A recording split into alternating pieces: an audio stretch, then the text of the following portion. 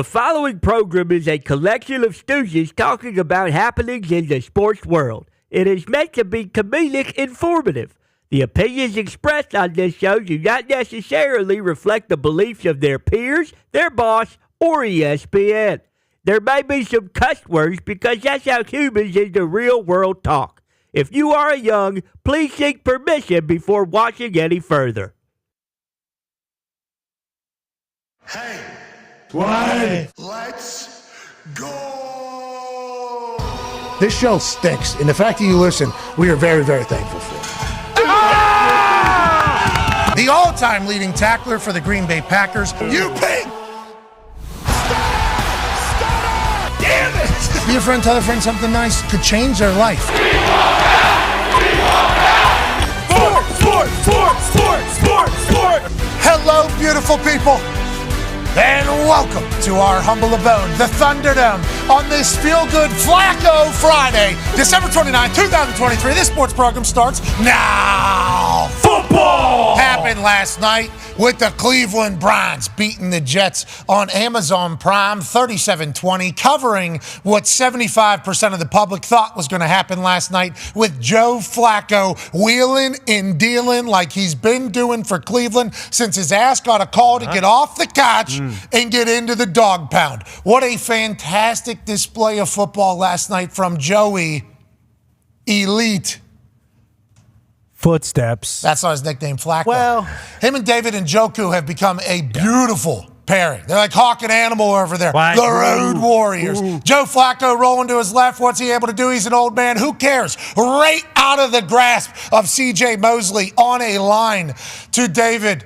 Njoku yet again. And it was one of those things where you see his over-under, I think, before the game started on the kickoff show, was at like 65 yards or something like that. Mm-hmm. If you've watched Joey Flacco and Njoku play football together, they dominate together, especially without Amari Cooper. That play action right there, filth. Absolute filth. NFL, and the F stands for Flacco filth. It is NFFL whenever this dude's on the field. Congrats to the Cleveland Browns. Yeah. Securing a playoff spot last night and celebrating in Cleveland when just a few years ago they were locking up beers until a win was had. And that was a long time of thirst without drinking at all. So I'm happy for them. I'm happy for Flacco. And I'm happy that Joey Flacco will be joining us in 28 minutes. Woo! That's a big deal. Hey, ZD Baby, way to go there, pal. Boy, Z. Way to go, ZD Baby. Now, we did have the elf sure. That's true. on the set as we debuted the new Cleveland Brown logo, which was the dog, which we were lucky to be a part of. But they have good people over there. So we're very happy that their team is performing at the level in which they are. And if you think about it, they have gone all in. More than any other team. Oh, yeah. They understood where their team was. They understood what their fans were going through. They understood that life was terrible. And remember, if you go way back, Cleveland Browns, they actually picked up and moved to Baltimore. Yeah. Cleveland didn't even have an NFL team for a while. And you heard Herbie in the open say, this is a football town in a football state. And you can feel the buzz and you can feel the energy around the Cleveland Browns for, first time, long time, very, very high expectations, even though they're dealing with a litany of injuries over there. And you think about Andrew Barry, you think about Kevin Stefanski, and you think about that Haslam family who's been desperate. Oh, yeah. Desperate for a winner and desperate to have success. They could have never guessed that it would be Joey Flack and the boys doing it this late into the season. They're in the playoffs, and they could still end up the number one seed in the AFC. Cannot wait to talk to Joe Flacco. Speaking of Herbstreit, he'll be joining us in the second hour. Okay. He's on his way down to the Cotton Bowl. Ohio State takes on Missouri tonight. Who's playing for Ohio State? Question marks. Who's playing for Missouri? Yeah. We know Cook and Schrader are playing. Yep. They're their dogs. They are favored, I do believe, this evening. Ohio State is now. Missouri was favored, but it feels like all the opt-outs that Ohio State might have had are actually going to play. So now Ohio State has become the favorite again. Whoa. So Marvin Harrison Jr. not practicing, maybe playing, though. Wow. Don't know what that means. Dog. It's a lot of interesting reports coming out. Number 33, the old Slingin' Sammy Baugh jersey on Brian, the quarterback. Because remember, old cuz Kyle transferred. Yep. Yeah, he did. McCord. Kyle McCord transferred, almost undefeated, almost went to college football playoff, was driving to beat Michigan, would have put them into the Big Ten championship, which would then put them in the college football playoff. He gets hit, throws a pick, game over. He's transferring out of town. He's in Syracuse now. Yeah, he's down in Syracuse. He is gone, which is a wild ride in this whole transfer portal NIL thing.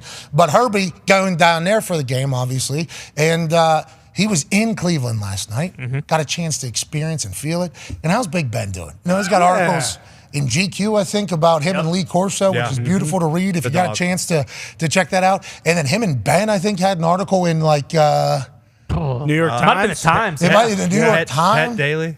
And Herbie, look at how, hey, listen, Herbie and I suffer from the same thing. Football season, we enjoy food, okay? Sure. We grew up in towns where, like, food tasted good. Sure. Yeah. Great. And have taste buds and palates that you, like, enjoy eating. Like, oh, that sandwich looks good. Let me have one of those. Oh, I got to have the best pizza in town. They're bringing it to me. Why not? They're everywhere. That's what football season is. Herbie and I, a couple years back, 2019, at the national championship, we were walking on the field. It was the first time we did the field pass. And I interviewed Herbie. And I said, hey, Herbie, next year we're not getting fat. Like both of us. We had this decision. Have you seen how he's looked all season? Oh, yeah. Slim. The amount of commitment and discipline. This dude, I think every morning, working out like really hard. Beast. He's crushed this season. I cannot wait to chat with him now that the Thursday Night Football slate is done. Congrats to the Amazon crew having a good year. Congrats to them. The boys are here. At Boston Connor and at Ty Schmidt at the Talks table. One half of the Hammer, Dahn. Cowboys, Tone Diggs is here. I'll start with you, Boston Con man. Sure. How about Joey Flacco? This story is remarkable. It's unbelievable. Just a few weeks ago, more than a month ago. Yeah. Less than 2 months ago. Okay? So just a few weeks ago, Joey Flacco couldn't find a job in the NFL. No, he couldn't. Joe Flacco called teams. Hey, need a I can still Super do Bowl it. champ, Super Bowl MVP, What do you think? still tall, can still spin it. Rocket. You listen to every quarterback talk about how he spins it that have been talking about Joey Flacco over the last few weeks. They're like, he'll be able to do that till the day he dies. I think that's true. Yeah. Yes. With the way Joey Flacco spins the ball. So just because of what happened at the Jets is why people didn't want Joey Flacco. They took him out to the pasture because he couldn't do that. Why do you think people were doubting Joe Flacco? And I cannot wait to talk to Joe Flacco about the internet Joe Flacco last night that kind of took over everything on a Thursday Night Football. Yeah, that's been one of my favorite parts of this whole thing, obviously, is the internet with Flacco. It has been top tier. I mean, some of the memes that are coming out, people are swinging hot bats right now. And by internet, we mean X. X, yes. On X, people are swinging hot bats, formerly known as Twitter. But in the year of backup quarterbacks, you know, there are 50-some starters for QBs across the league. The fact that Flacco has kind of come in and just, we've forgotten about all these other guys. Like, remember Jake Browning? And when he came in and was spinning it. Remember Mason Rudolph just a couple days ago? Rudolph. How How about the Pastronaut? We're going to the moon. Pastronaut's getting traded from teams, coming in at halftime of games and beating the Falcons. The year of the backup quarterback. Yeah, for that to happen all year, and then for basically everyone just to be forgotten about with this old, tall, handsome son of a bitch, Joe Footsteps Flacco, it's been remarkable. And personally, I think that, comeback player of the year, sure. DeMar Hamlin, Yeah, DeMar Hamlin. But people are talking about him in that field. I mean, offensive player of the year and MVP. I don't know why he isn't getting any love in that aspect. He's won 4 straight games. He's thrown over 300 yards in 4 of his 5 starts. Clinch a playoff spot with all backups everywhere. Yeah, still alive in the NFC North, or AFC North, excuse me. They could still be the division champs and the 1 seed in the AFC. Like, that thought is dropped in the wild. middle of the season. No training camp. No, nothing. Has never played with Amari Cooper. I mean, Stefanski's in his ears, probably doing what Kevin O'Connell was telling us early, like, hey, sometimes I have to stop. I bet Flacco, while he was in the huddle against the Rams that first week, was like, okay, Stefanski. I think I remember that. Yeah, Kubiak called it, hey, are you talking about the same? Yeah. All right. I think what we're running, and then 300 yards. Yeah, darts all over the field. It is remarkable to watch. It's an honor, honestly, to see an old guy like that. And then you look at stats like this. I mean, he has the 3rd most pass yards in NFL history in first 5 games to the team. Guess what? None of those quarterback starts were in week 11. Okay, so that is way more impressive. Without your best weapon. Nick Chubb. He just threw for 306 without his best weapon, Amari Cooper, arguably. And lost Elijah Moore. Mid-game. Like, the fact that he is doing this. We hope he's okay. Yeah, that was a scary scene, definitely T's and P's. But the fact that Flacco is doing this with guys that he barely knows is just unbelievable. And they need to make up an award. I don't care what it is. Call it the Flacco. The Flacco Award. Because if anybody else does this, they deserve an award too. Bingo. And Joe Flacco deserves to have his name on an award because of how great he's played. And you can make the trophy look a little older. Sure. You know, it can be a little grizzled. Maybe just attach a rocket to the right side of his arm. Maybe have a couple chunks out of it. A couple chunks. Maybe have him running because footsteps. Like there's so many. Well, how about him things. getting hit in the head last night? Yeah. Yep. Boom. Unfazed. It should have been 15. Would have called that for anybody else, but backup quarterback Joe Flack this late in the season, not going to get that call at all, especially on prime time. And then he's rolled. I just pulled my hamstring 2 weeks ago. Okay, I'm multiple years younger than this guy. In the face, can't do that, Quinnen. What are you doing? He's running away from Quinnen Williams, one of the greatest athletes in the NFL. Obviously, he's a big guy. We get it. But still, this dude was on a catch just 5 weeks ago, and then for Ford to finish that for him, by the way. Like, that is a big deal. There is nothing like in basketball. You see a guy shake somebody, do something sick, nasty pass, and then just brick. It's like, thanks. Highlight will never last because of that whole thing. Joey Flacco making this play at this stage of life, reminding people, hey, you talking about Rocket? Okay. Yeah. The pegs ain't bad either. I got feet. You know what I mean? And the fact that he didn't just sniper or hammy there. That's footsteps, As baby. he was, bingo, that is footsteps. Yep. As he's striding out there, it's like that. I love it. I'm so pumped for him. He'll be on the show in 20 minutes. And on the flip side, the New York Jets story of the night was that Ryan Fitzpatrick, Yep. That was It's pretty good. Harvard man, hilarious. Great work. big brain, does his research. Always. Heard the other day that Aaron Rodgers said that he would like every journalist that is about to comment on him or reporter comment on him to give their vaccination status before giving their opinion so that we can at least set the stage for potentially why they hate him, because he feels that a lot of people in the media started hating him whenever he decided not to get vaccinated in 2020, said he was immunized, gets COVID, whole thing, 500-page report. His body would not react well is what he learned through various doctors that he talked to. Joe Rogan got involved.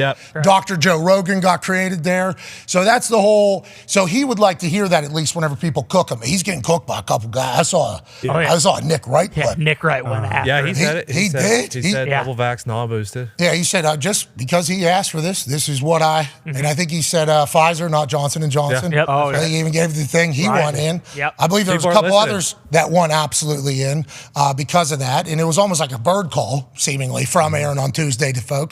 And Ryan Fitzmagic said, hey, I'm a journalist. Listen to this in the pregame show for Amazon Prime.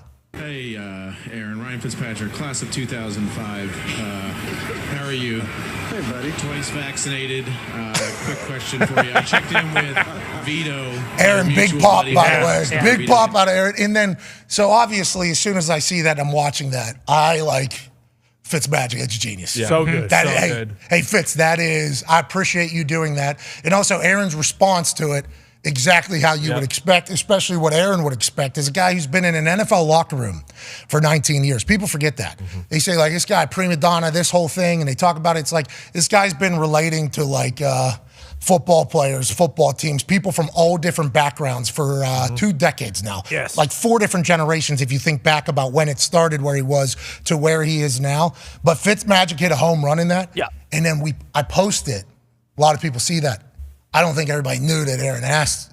Yeah, probably for not. Fitz. Yeah, it's a joke. He got real loud in there. Oh, my God. What are we doing? Grow up, X. As it does. Got real loud. That's so negative. Yeah. People. It's 2023. It's a joke. See both sides of it there. That's good. Let's keep our minds open. Let's keep our hearts open. Always. And let's just remember what happened if it ever happens again in our lives. But we're all very pumped to be past it. With that being said, Aaron took a lot of shrapnel during that time. Yeah. I don't know if he's going to move on as fast as everybody else. Sure. I don't know if that's going to be the case. And I appreciate that Fitz feels comfortable enough to talk shit to him. And I think we have a request out to Fitz here to talk in the next 2 hours or so. Nice. We are big fans of his, as is Aaron. I was just reminded, 2005 draft class. That is so long ago. Yeah. And if you look at that Jets team, there's a lot of mad Aaron on the sideline. Oh, yeah. Wasn't mad in that conversation. Nope. Kind of an interesting setup. We'll have a drone or a sky cam kind of bounce back and forth while you're sitting on a heated bench on the side. Kind of artsy, you know. He looked away a couple times. Sure. I think he was like, who am I? What do I do here? Because in the world, there's humans on the other side of that sky cam that are looking at him. Right. And so if he's just looking at sky cam the whole time, probably looks like a A little weird. A little weird, yeah. Looks off there a little bit. Well, when we found out in New York, he's been, hey, where's my camera? He wants to know, he you know, does. where his Oh, yeah, I camera forgot is. about point. that. Big on that. Yeah, so he, You know. he absolutely crushed it. But there was a lot of negative Aaron Rodgers on the sideline. You know, Again. blowing bubbles. He's a good bubble blower. Oh, yeah. One of the best in TV, I think. Yep. Yeah. Probably the best in TV right now. Back in the day, it was more of an art, I think, that people tried. Not chewer, but blower of the bubble, yeah. Yeah. What do you... Pete Carroll. is Pete the Carroll, best chewer. Danny Smith are, I believe, two of the best chewers. Too. Yeah, Danny Smith actually blew out his entire rotator cuff and collarbone while chewing gum while Yeah. taking a shot on the sideline this year. So He did. I think he has the most grit. He's special teams coordinator for Pittsburgh Steelers. But a lot of blowing bubbles, shaking their heads. And then you look at Robert Saleh. Okay, what do you see him do? Well, he has a beard that's gloriously dark. It's a really nice beard. I don't think it was dyed, by the way. No, we doesn't kind of look said like it it. looks like he dyed his beard earlier in the Natural. year. He might have the darkest beard possible. It is a really good beard. Phenomenal bald head. Okay, phenomenal bald head. The way the headset sits on the bald head looks like it's out of a movie. Yep. You know, it is very good. But you don't see much out of him Did you notice? all game. No. Whenever he was hired out of the San Francisco 49ers, he was hired because he was the fiery guy, the guy that could relate to anybody, have a lot of fun. This hasn't been fun for him at all. But their offense has been abysmal. Absolutely terrible. Their team last night gets cooked, our defense gets cooked by Joe Flacco to secure a playoff spot towards the end of the year. And Jets fans are basically sitting here saying, is this what we just got to go through this? And I think that's just been the decision that has been made. Like, hey, yeah, this is going to suck. We know it's going to suck. Next year, it's going to be the answer. A lot of Jets fans are not believers in Saleh. Not believers at all. So him coming back another year, if there's any poor performance early in the year next year, whenever Aaron's back, boy, it is going to get so loud. And Mike Lombardi a couple weeks ago said, they're putting everything on Aaron. Well, Aaron's not here. Aaron's not here. That's a lot of pressure for next year. Sure. It's all going to be on, I assume they feel that, but damn, it did not look like they're going to be a team that's going to contend next year if just Aaron's back, but who knows? I know, but I think we got to give Salah more credit. I don't know if you noticed, he went from kind of this move to more of putting his hands on his knees and watching the game last night. More Like that Urban Meyer on a sideline. Yeah. You know what I mean? What game was that? I forget what it was. The national championship. it was a couple. Anytime that they were losing, pretty much. Yeah. he still Whether had- coaching or not. Yeah, he had to whistle. Yep. Went from the Fox set to the sideline in the game. Might have been Ohio State, Michigan, last year at Ohio State. Yeah. He can't help it either. He's just No. standing there. Well, and then he can take a knee, too, if they go in and, you know, do the whole.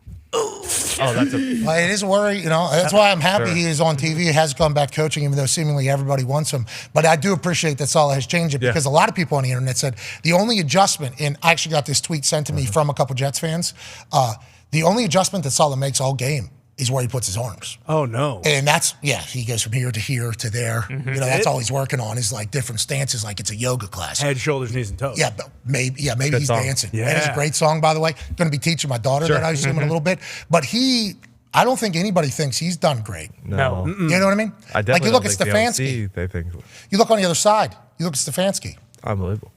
Lost a bunch of quarterbacks. Yeah. Lost their best running back. Lost everybody on the roster, best- kicker and punter. Lineman. And just plug and play. Andrew Berry finds the right players to put them in there. It's like the Jets had the opportunity to do that, all year, and they did not. No. And I think the decision was made early that we are just going to wait for next year. That is what we're going to do. And that would suck as a fan base. Oh, man. But the sun is brightest after the darkest dawn. Yeah. The sun. Sometimes.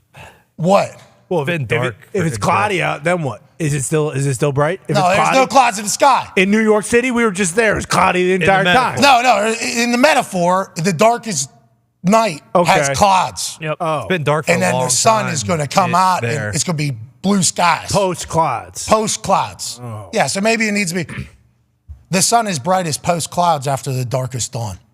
And that is what we're thinking is going to happen with the New York Jets. Maybe. But if they stay, Buffalo Bills still exist. Yeah, they're still there. Dolphins pretty good this year.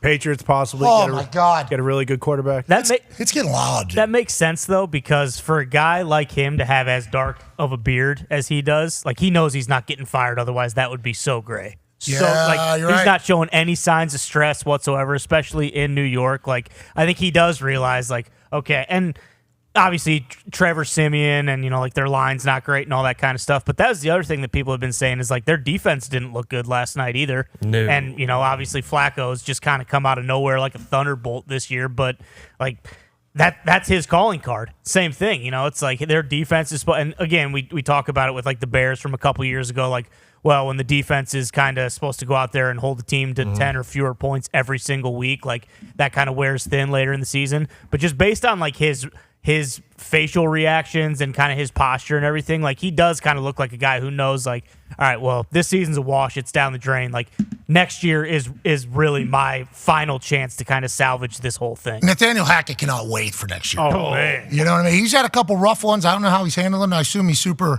positive and optimistic because that's how you have to be as a coach. But he's got to know that it's not looking great if we don't come back and dominate next year. Good luck out there, Jets fans. It'll be worth it. Yeah, we'll get him, hopefully. Aaron's really good. Aaron's really good. He is. He's really, really good. And he can put you in the right play, he can make the right decision. Yeah. He knows the offense like the back of his hands. Remember, Zach Wilson gets hot for a half. Their team was phenomenal. Yeah, true. So, like, is Aaron capable of doing that? I think that's what you're going to be drawing hope from. I think he will be because he's Aaron Rodgers with a lot of those. There's a lot of this. Especially now. And, those competitors at that highest level, you give them a couple of those loudly, too, publicly, so then they can publicly dunk on you. Yeah. Like that is what they, Right. You know what I mean? Back in the day, there wasn't social media, and you didn't really hear and see everything. But like Michael Jordan taking that message at that restaurant from the coach, where he said, like, great to see you. Look, you're very handsome. I'd like to buy. You're really good. I'd like to buy your dinner. You're the best player I've ever seen in my life. Have a good one here. And then Michael Jordan was like, that son of a bitch. George. Didn't offer to buy me dessert. They're fine. They're looking, Tom Brady, looking for ways to get motivated and inspired. And, like, it's a spiteful thing. It is. That is what it is. Coaches. And it's like Aaron has a lot of that from this year again. Think about what happened when he had a lot to draw from in COVID years. When he was the enemy of everybody and the worst person of all time, and this guy stinks and everything like that. Yeah, what happened? Back-to-back MVPs. Oh. Yeah. He won the MVP both years, the COVID stuff, Oh, okay. which he will talk about, I assume, later in life. For sure. Yeah, I assume that'll be. So they got a lot to pull from. And when Zach Wilson was balling and making the right decisions and doing the right things with the ball and putting it in places that he had to, it was like they were very good. So you just got to deal with an entire offseason and an entire season of sucking. Now, there's a team that we thought in a transition era, who knows what the expectations were. It's been a roller coaster. It's been an up, it's been a down year. It's been something like, is the future set in stone, or are we going to have to rebuild this thing like every other franchise seems to have to do?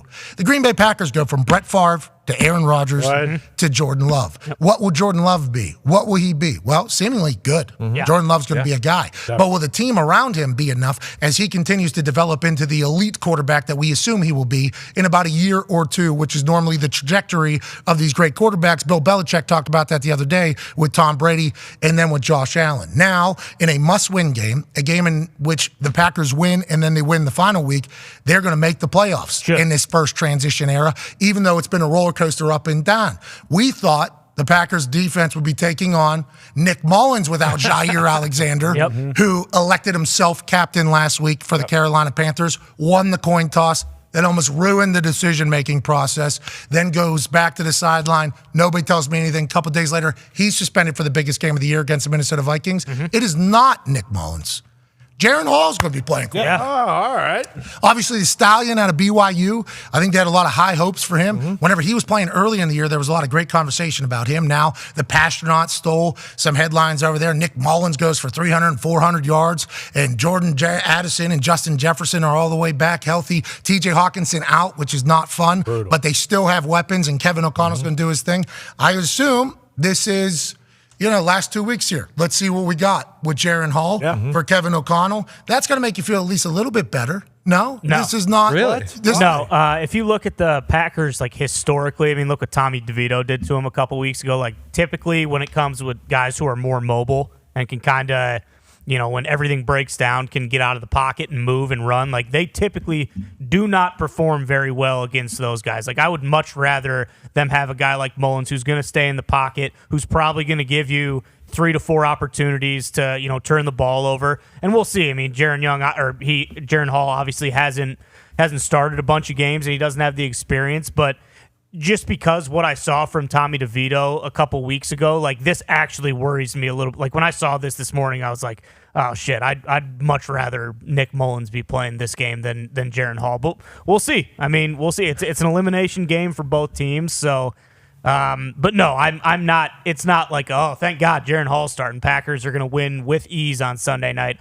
I actually am feeling a little bit more queasy about this one than I was beforehand. I mean, if you don't, it's bad news because Jaron Hall.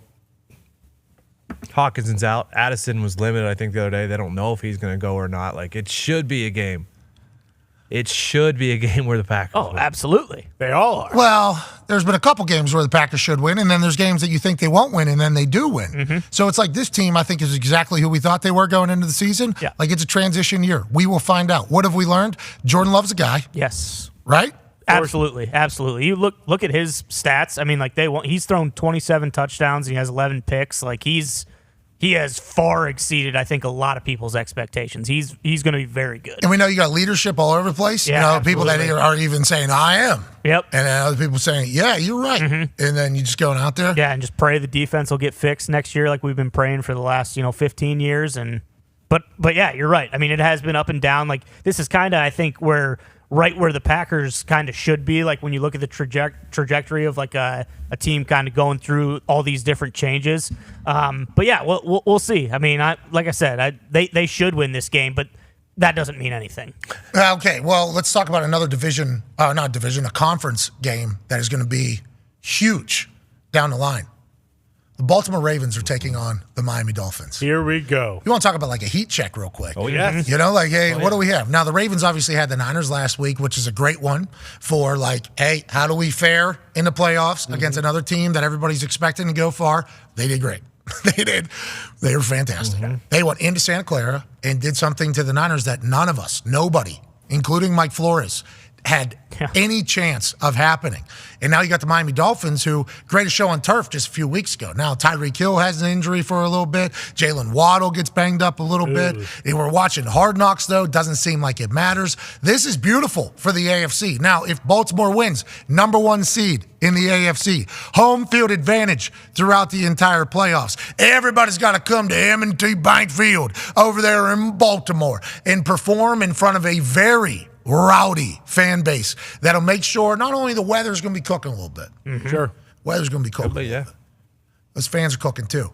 They're taking notes all week thinking about shit to talk to opposing teams. I mean, that is a great fan base over there. In Miami, if we look behind the doors on Hard Knocks on Tuesday nights at 9 o'clock, great move to 9 o'clock. Yeah, absolutely. Smart. Great move to 9 o'clock. Feels like they have a real culture. Gumpsh, you're a diehard Miami Dolphins fan. You're from North Left Canada. Love the team on the farthest low right in the United States of America.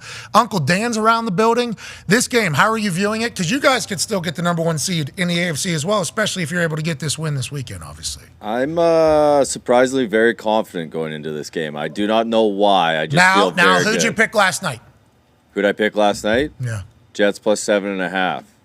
They were marching to backdoor cover, if we're being fair. I did see that. It was close. I was sweating a little bit. It was close. I was sweating a little bit, but the Browns shut it down. Definitely wrong side there. But How are we swinging the bat right now, though? Pretty good? Pretty good.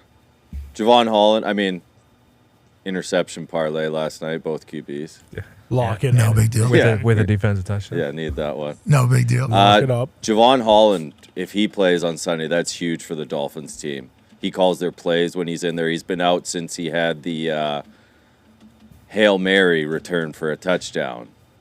Oh, Black Friday. Friday. yeah, I do remember. But yeah, I think, it just feels like everybody's Ravens. It just feels like a good time to be going in there for whatever reason. Not good, Ian Rappaport. The Dolphins have officially ruled out wide receiver Jalen Waddle against the Ravens with his high ankle sprain.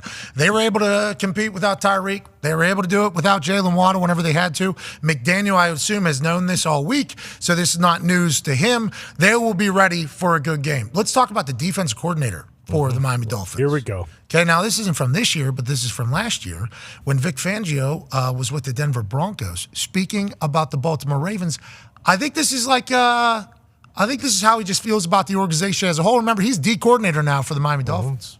Did you have a problem with the last play that Baltimore ran?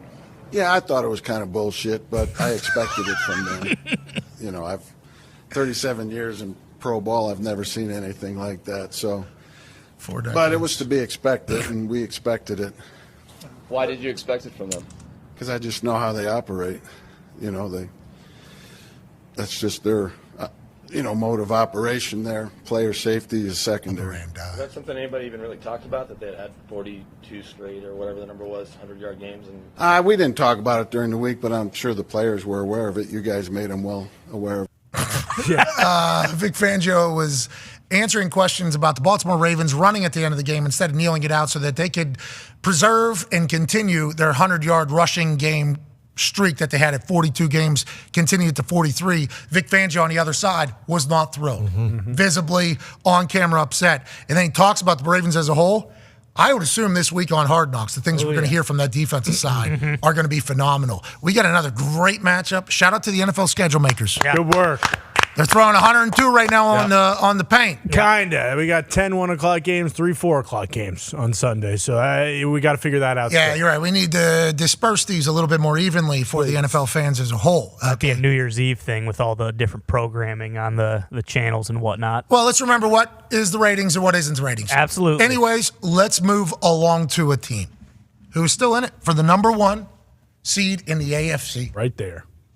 This team's on a lake, okay? And when the weather turns, it's windy, miserable, cold. In their team for a long time that they would walk out into the streets and tailgate and put dog masks on to watch was not good. Oh. Bad. Really bad. Awful. Laughing stock. Bottom of the league. What did they continue to do? Game after game, year after year, season after season. Show up, show up, show up, show up, show up. Had a little glimmer of hope. Baker Mayfield takes the boys to the playoffs, beats the Steelers in the playoffs. Everybody's gone from that team. Now we're back at the bottom. Sign a quarterback, he gets injured. Get a backup quarterback, he gets injured. We sign a guy who's damn near 40 off the couch in the middle of the season. What does he do? I don't know. Play the best quarterback in the entire NFL. Last night he put on a show, but this isn't the first time. This man's been around for decades. A former Super Bowl champion, Super Bowl MVP, used to drive his kids around just about 2 months ago. Now he's moving the Browns up and down the field, securing a playoff spot for the entire city and program. Ladies and gentlemen, Joe Flacco. Joe. How we doing? You guys are living the life over there, man. How about you guys? Joe, it's pretty good. Now, I will say, your life seems to be pretty fantastic as well. Congrats, dude. Hey, congratulations, man. This is really cool. Obviously, we've heard your story. You've had to talk about it here over the last couple of weeks because it's so abnormal about being on a couch for 11 weeks. Being a man who's as accomplished as you are, appreciated by former teammates and coaches as you are, not being able to have the opportunity to join a team or at least prove yourself in this backup quarterback year, and then boom, you become the guy. Your mental toughness, the way you're viewing it all has been nothing short of phenomenal, Joe. You need to know that. Yeah. Now let's talk about it a little bit. So there was alleged last week, I think it came out, that you or your agent reached out to the Jets and said like, hey, Joe, liked by teammates, showcased that last night after the game. Everybody came over and dapped you up. Was there other teams that you guys reach out to, or was it a waiting game for people to reach out to you? Like, what was those first 11 weeks, including training camp, I guess, like for you? You're just sitting around waiting, or are you guys actively seeking jobs with how many backup quarterbacks were needed this year? Yeah, it was mostly a waiting game. I mean, listen, I know my agent. I know he was sitting at home kind of getting impatient and wanting to reach out to a bunch of different teams and do a bunch of different things when things came up. But listen, and I feel like I've been around the block a little bit in terms of how this works, and you kind of just have to sit back and wait. You definitely want to make sure you're proactive to a certain extent because you don't want to miss an opportunity just because you didn't ask. But at the same time, teams have to want to bring you in, so it's ultimately up to those guys to want to do it. What were you hearing? Like, why was it not happening? Was there any reasoning? I wasn't hearing anything. I mean, I was just kind of sitting at home and, who knows? Who knows what the reason is? I really was trying not to worry about that, just trying to stay in my lane and do my thing and have faith that it was going to happen at some point. It was probably right on the brink of like, man, it's getting pretty late in the year. You start to crack a little bit. You start to have a little bit of those feelings like, is this going to work out?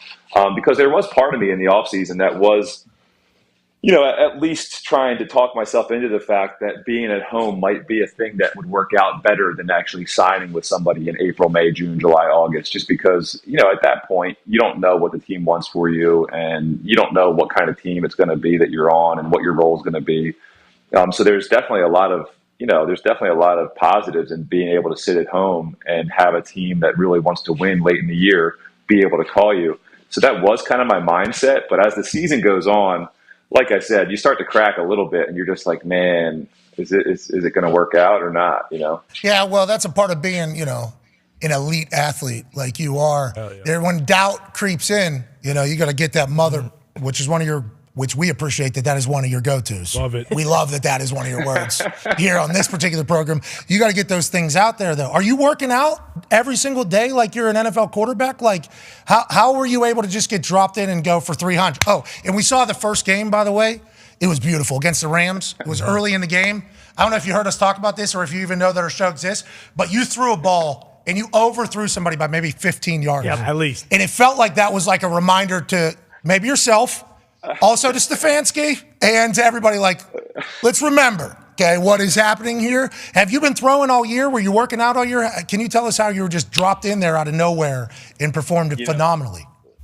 One of my brothers actually saw that clip and was just pumped up about you talking about that. He loved that part of it for some reason, and I can't lie, it was pretty cool to hear. But no, it's not like it's impossible to do the same thing as you would be if you were with the team at practice every day, throwing to live guys, doing all that stuff. I basically extended my off season and stayed in the gym and did all those types of things. But in terms of throwing the football, I was doing it 2, sometimes 3 days a week, throwing to spots. I mean, you guys have probably heard at this point. I was throwing with my younger brother. My dad was out in the field kind of spot catching for us and things like that. I was making sure that if I did get signed, that my arm could deal with what it was going to go through over the next, however long I was going to be with the team. Feels like it's a perfect fit for you in Cleveland right now, which is obviously something that we would have never said through a year ago, because the Baltimore Ravens run with Cleveland and Baltimore's history and everything like that. Cleveland gives the team to Baltimore. Baltimore,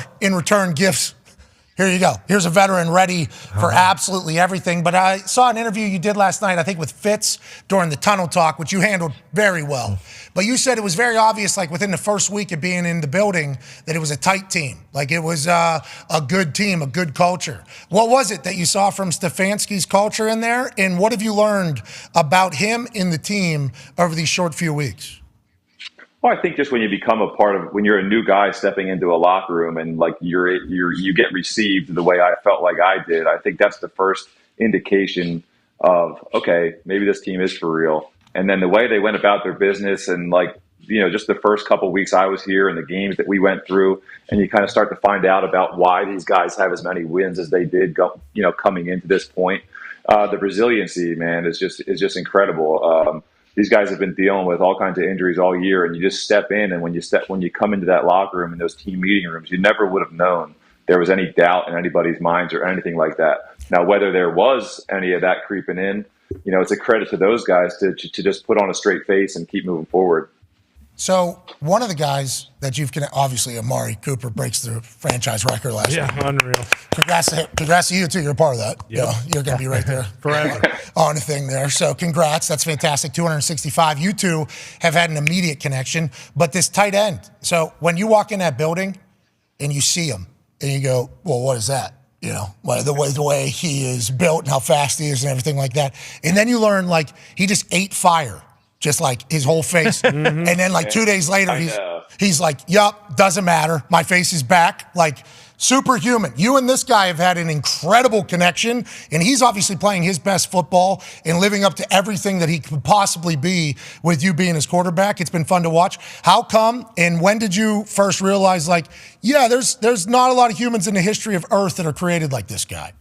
Yeah, man, he's incredible.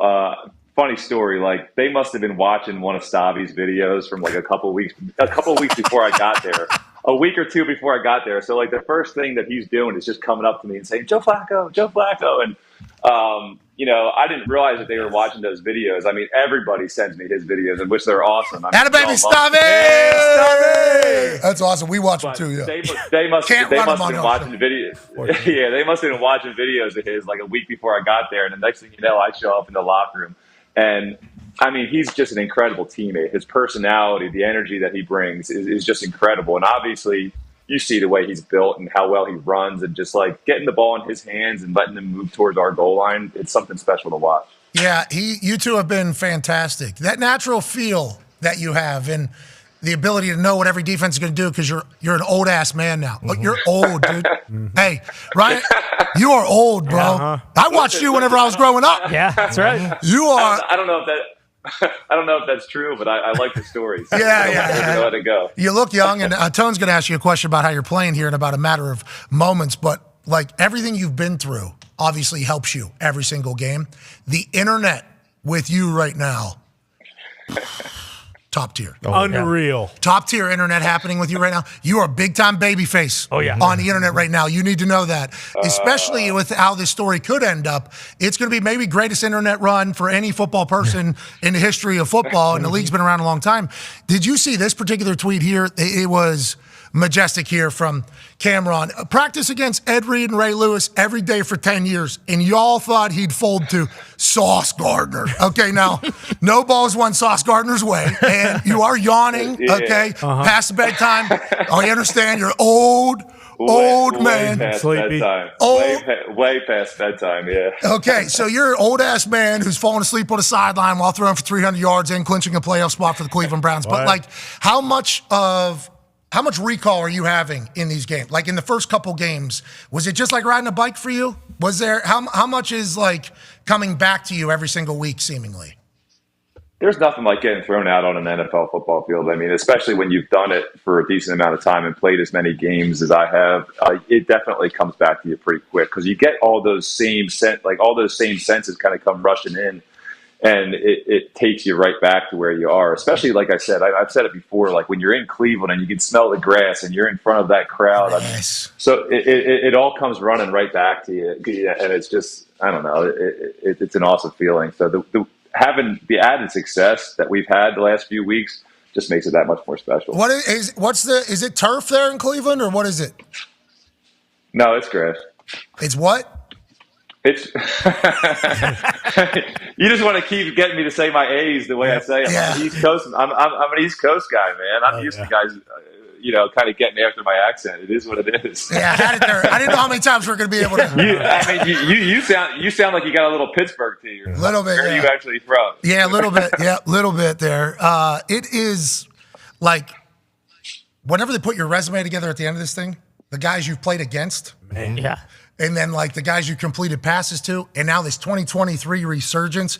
It's a beautiful thing. Tone has a question for you, Joe. Yeah, Joe, I'm a Steelers fan, so I watched a lot of Joe Flacco career. And I get me saying this is going to, or even asking this is going to be stupid because the run that you had in 2012 with the Super Bowl was all time.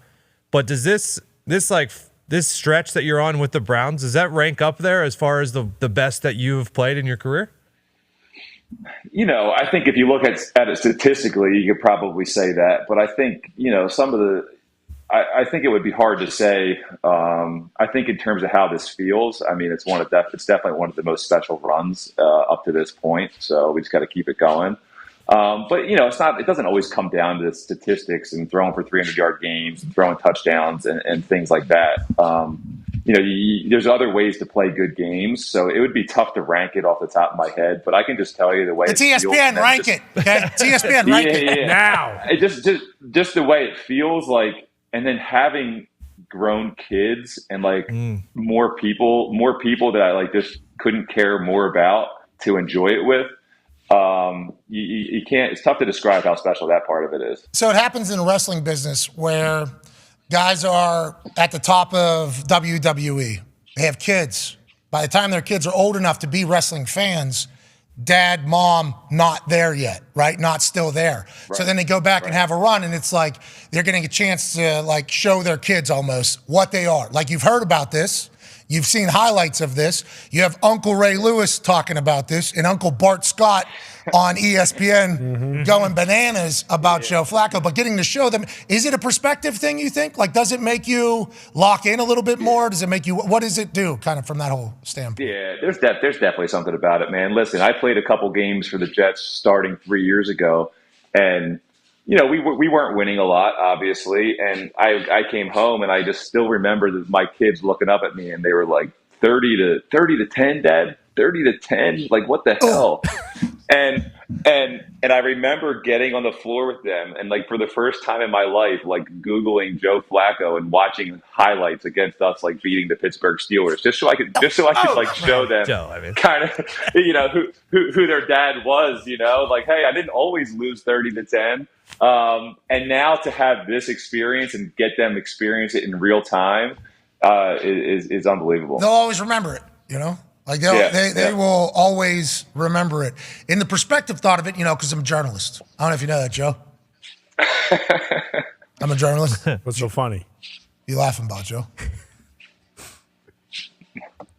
Dude, I can't say nothing about that. You've been unbelievable. I'm a journalist, dude. Let's go. Away from game, might lose game, thinking about cracking, letting the doubt kind of seep in. Maybe you're not going to have football. Because I think you said in one of the post-game speeches in the locker room where you said, I feel like I'm a 10-year-old out here. Is that real? Like, what? And why is that, you think? Listen, man, like no matter what you do for a living, you look at it as a job to some extent. But I think you still have to remind yourself every now and then how lucky you are. Even when you're playing day in and day out, you have to remind yourself, you have to take a step back and remind yourself how lucky you are to play a child's game. And people always say that, but it's just so hard to do when you're in the moment. So when you get to have a couple years of, not playing as much football as you wanted to, and then sitting at home on the couch a little bit, it definitely can kind of change your view on things and just allow you to kind of approach these games with a little bit different perspective. And it allows you to just play more, however you go out there and play more free and more confident, it definitely helps with that. Yeah, and I assume you're enjoying the wins a little bit more than maybe you did in the past too, right? There's no doubt, man. I mean, listen, there's a lot of wins at some points in the career, and then you go through tough stretches, just like everybody does. And it reminds you of how hard it is to win in this league. So when you win, not this, Joe. 2023, Joe Flacco. Shit's easy. We win. That's what we just win. I'm happy you're enjoying it, Joe. You deserve it, pal. Connor has a question for you. Yeah, Joe. Obviously, kind of new to the locker room in these last 5 weeks, and one of the things that happens, I feel like, when guys come into a new place, whether it's work or a team, is you get a nickname. And last night on X, there were a lot of people throwing nicknames around. There was a Cool Joe 2.0. There was also a Gray Joe, kind of like Burrow. There was a Snoozy Joe, obviously, and then there was also, which I thought was the best one, Footsteps Flacco. Have you been dubbed? He created that one, so you know. Well, that's besides the point. That is besides the point. It has been catching on, and people like it. But have you been dubbed anything in the locker room, or are you just kind of people coming up to you and you going up to people, Tiger Woods, big dog, all the time?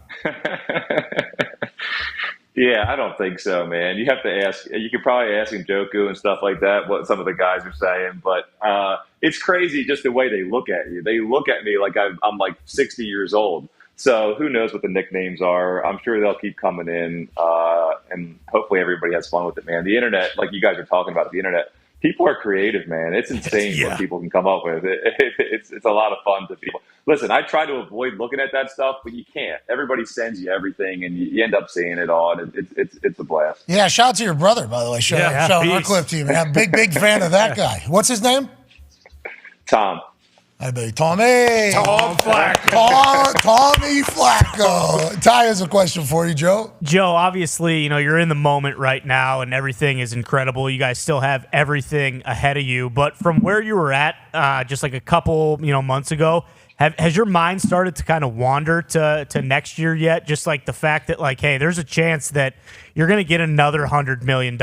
And, like, you do still have a lot of good football left. Like, has any of that type of stuff started to creep into your head yet about wanting to play more, and whether that's in Cleveland or somewhere else or whatever may happen? Have you started to think about any of that kind of stuff yet, or is it tough when you guys are kind of right in the middle of this, potential playoff run here? only to the extent that, like, I think people still, even though I've kind of made it clear that I want to play, people still have that question, like, dude, you're sure you still want to play? And I'm like, yeah, dude, I still want to go. And why do you think they wonder? Because you're old, family? What do you think? I don't know. I think part of it is it's not too many times that you play with a team for a really long time and then it doesn't work out and you kind of get a little injured and this happens and that happens, but you're willing to kind of take that backup role and do this and in hopes that at some point you can get back to that level where you think that you should be. I think to a lot of people, you can look at that from the outside and say, oh man, he could have hung it up a year or two ago and been perfectly fine with, however he felt about it. But that's just not what I wanted to do. I just kind of felt like I needed to keep going and felt like I owed it to myself to keep going. So I think that definitely factors into it. How's the body? It feels great, man. I mean, listen, these guys are doing a great job of protecting me. I got a lot of room in the pocket right now. And, as a quarterback, it's always week to week. One week you're completely clean. The next week you get blown up 30 times and you don't feel as good, but it's been great, man. You having all those answers, by the way, from playing so long is such a weapon for the Cleveland Browns, which doesn't make sense why nobody else, you get hit in the head, Quinnen. Yeah. Hey, you knee drive. Where was the flag on that, by the way? Oh, I asked the same question, Joe. Anybody else is getting that call, by the way, especially this year. How about you knee driving right there, though? How about that, huh? How about it? Classic footsteps. How about Classic footsteps. And then Ford obviously finishing it for you. What a great job. Yeah, that was awesome. Yeah, it is awesome. But, body feels good, huh? You were running sprints all year? I pulled a hamstring. What was that, 2 weeks ago? Yeah. I pulled a hamstring in here running a sprint. I'm 36. I'm younger than you are. Body feels good. You're in great shape right now, it seems like, right? Yeah, I feel great, man. Hey, listen, I've gotten in a routine the last 15 years of kind of understanding how to take care of my body. It's just kind of part of life now. So, shout out to my trainer, Brian Kane. I mean, I owe it to him. I mean, he's kind of kept me in shape over the last 15 years, and it's been unbelievable. You eat weird or you eat good food? Listen, I follow stuff a good portion of the year, and then I go off the rails a good portion of the year. It is what it is. You have to do everything, in little spurts. So I enjoy my sweets. I gotta keep it down with those, but I'm holiday season too. Big win. Oh yeah. He's probably always at Jimmy's too. Well, that's what I'm saying. Chuck Pagano. For sure. Hey, that place started potentially with their little cicada festival parade. They had Jimmy's Famous, great food, unbelievable food. Yeah. But people are saying that COVID started at the cicada festival in that they had. How did you hear that, Joe? I don't know if you heard that. I didn't hear that. No. It must have just been a rumor, I guess. I don't know who started it. That place is awesome. Ask Ron Cleveland, they'll tell you. Yeah, ask them how it's going. All right, Joe, we appreciate taking up this amount of time in your day. Okay. Yeah, fellas, I appreciate it, man. It's been awesome. Congrats on the run right now. And football's football, so who knows what the hell everything else looks like. But I'm happy that you'll be able to have this run forever right now with the Cleveland Browns. And shout out to Cleveland being the team that took a shot on you. Andrew Berry's a good man. You got it. All right. Cheers, man. Ladies and gentlemen, quarterback of the Cleveland Browns. Future Hall of Famer, Joe Flacco. Yeah, Joe. Footsteps. That guy loves ball, dude. Yeah. That accent, I don't know if I knew that. It was to that extent. So Stavy, you hear it in there. Oh, yeah. Yes. Joe Flacco. I'm happy to hear that he's hearing that. Mm-hmm. You know what I mean? Because he puts together some real magic. Oh, yeah. Hilarious. Real magic. Mm-hmm. His special, I watch it on Netflix as well. Okay. What a legend, dude. Mm-hmm. Oh, yeah. I didn't know he was as short as he was. That's a big part of the whole thing. No idea. Because he says, people come up to him and say, hey, big man. He said, I'm 5'6" or whatever. I know what you're saying. So that makes it even better, by the way. Yes. The amount of confidence that human has with how hilarious he is. And now Joey Flacco. Yeah. Joe Flack. Hey, let's go. Stop it. Keep it going. Stop. Now, Ravens-Browns would be a phenomenal playoff situation for all parties, just like Rams and Lions with Matthew Stafford potentially going back to Detroit. I really appreciate how, Joe Flacco's handling this entire thing. Yeah. And Kevin Stefanski, I think Herbie said it last night. He's like, he's in the Coach of the Year conversation. He's like, I hope. I haven't heard, like, he should be. Haven't heard anything. I have not heard that. I don't know how much Coach of the Year conversation is happening anywhere. Sure. Like, I've been just pushing Shane Steichen because I'm a Colts fan. Mm-hmm. D'Amico, obviously. Should be at McDaniel. Harbaugh should certainly be in this entire O'Connell's been thing. getting a lot of love. Yeah, there's a lot of, MCDC, obviously. Oh, yeah. Should be in it. But how about Stefanski? How many different players has he had to go through in very key positions for their entire team? And they've just adjusted, made plays. Andrew Berry should be talked about. Yes. Obviously, Joe Flacco. Yeah, Flacco. Yeah. Joe Flacco would have seemingly, he said his agent was getting impatient. So they were just waiting on people to call and like reaching out to people. And he went to the Jets. So it's not like he's like, I'm going to a good team, only a good team. Yeah. It's like Andrew Berry's like, all right, here we go. Let's pull it. Now, it was late. Could have happened earlier. But better late than never, like everybody else did. And now he's just balling in his contract. Nothing. Very manageable. Yeah. Very manageable. It's perfect setup over there. You and I both heard it on Red Zone a few weeks ago. Their first, I believe, in salary cap that's on IR or hurt or injured or whatever. But if they end up being the 5 seed and they play the winner of the AFC South, like they're going to be favored in that game no matter who it's against, I believe, whether it's Texans, Colts, or the Jags. Oh, we'll see. I think even though it's going to be on the road, so maybe not. But I tweeted. Don't want Joe Flacco. I tweeted soil. 6 weeks ago that they had no chance to win a playoff game. Now, in my defense, that was before they got Joe Flacco. Things change a lot when you get Joe Flacco. Okay? Yes. Very different team now with Joe Flacco. Yeah. And, there was jersey stuff happening. Oh, yeah. Yeah. Lines around the corner for jersey swaps for Flacco jerseys, which people crazy. Turning in Watson jerseys or just No, I think just turning in old jerseys, whatever you want. But not Deshaun if Watson they're jerseys? smart though, I mean, I'm paying full price, top dollar for a Flacco jersey. Why don't you go get one? I will. Even I'm not just saying this. Like Packers have the opportunity to make the playoffs, obviously. So you'll stick with the Packers for sure. But I want Joe Flacco to win the Super Bowl. Period. Like no ifs, ands, or buts about it. That would be in incredible. Cleveland. Yeah. It just in statue. Never see him in a Baltimore Ravens jersey again. Just like Peyton Manning when he went to Denver. Bingo. Didn't see him in the Colts at all. He'll have a statue that's probably, 9 feet tall. Yeah. Because they have Life to make size. It has to be a little bit bigger than actual size. He'd be the first player you could ever make a statue in an organization about.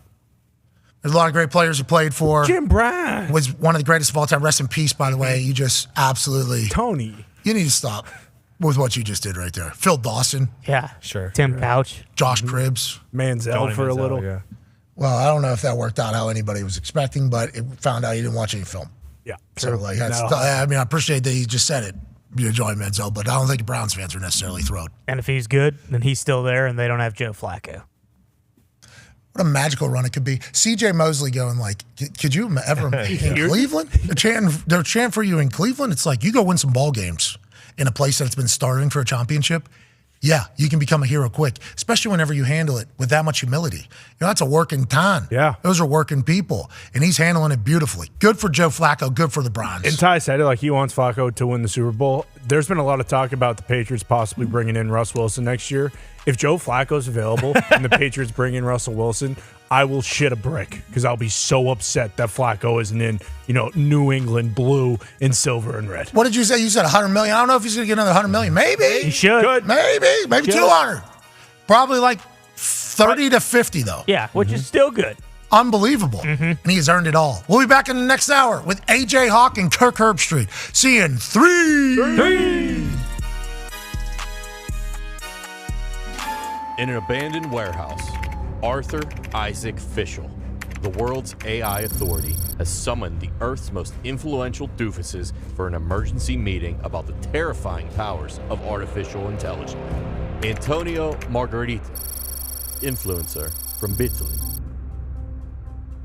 Vladimir Borobashnakowski. Chad Speed. Jim. We catch up with them mid-dinner as Artie Fish tries his damnedest to get the influencer's attention. Yes, that'll work. Thank you. Scram. Let's get down to brass tacks, boys. The real reason we're here. AI is it's a problem. It's going to kill us all. it's hard to take you serious with the way your face looks right now.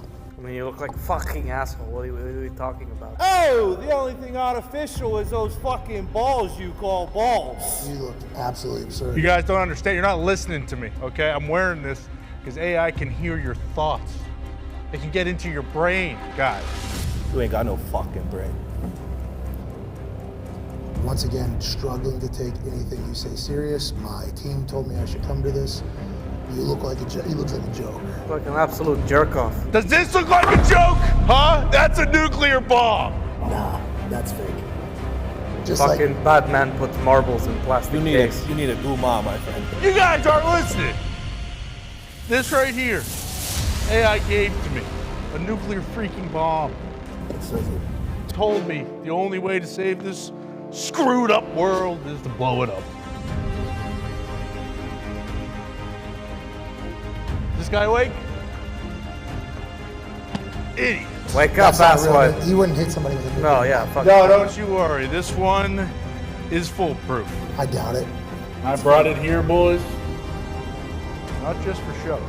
What? But because I'm gonna blow up the world right now!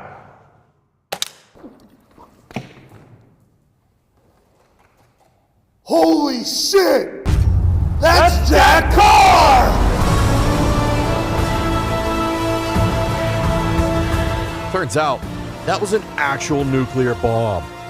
Arthur Isaac Fischel was going to blow the entire world up, and Jack Carr saved us all. It was his actual first shot.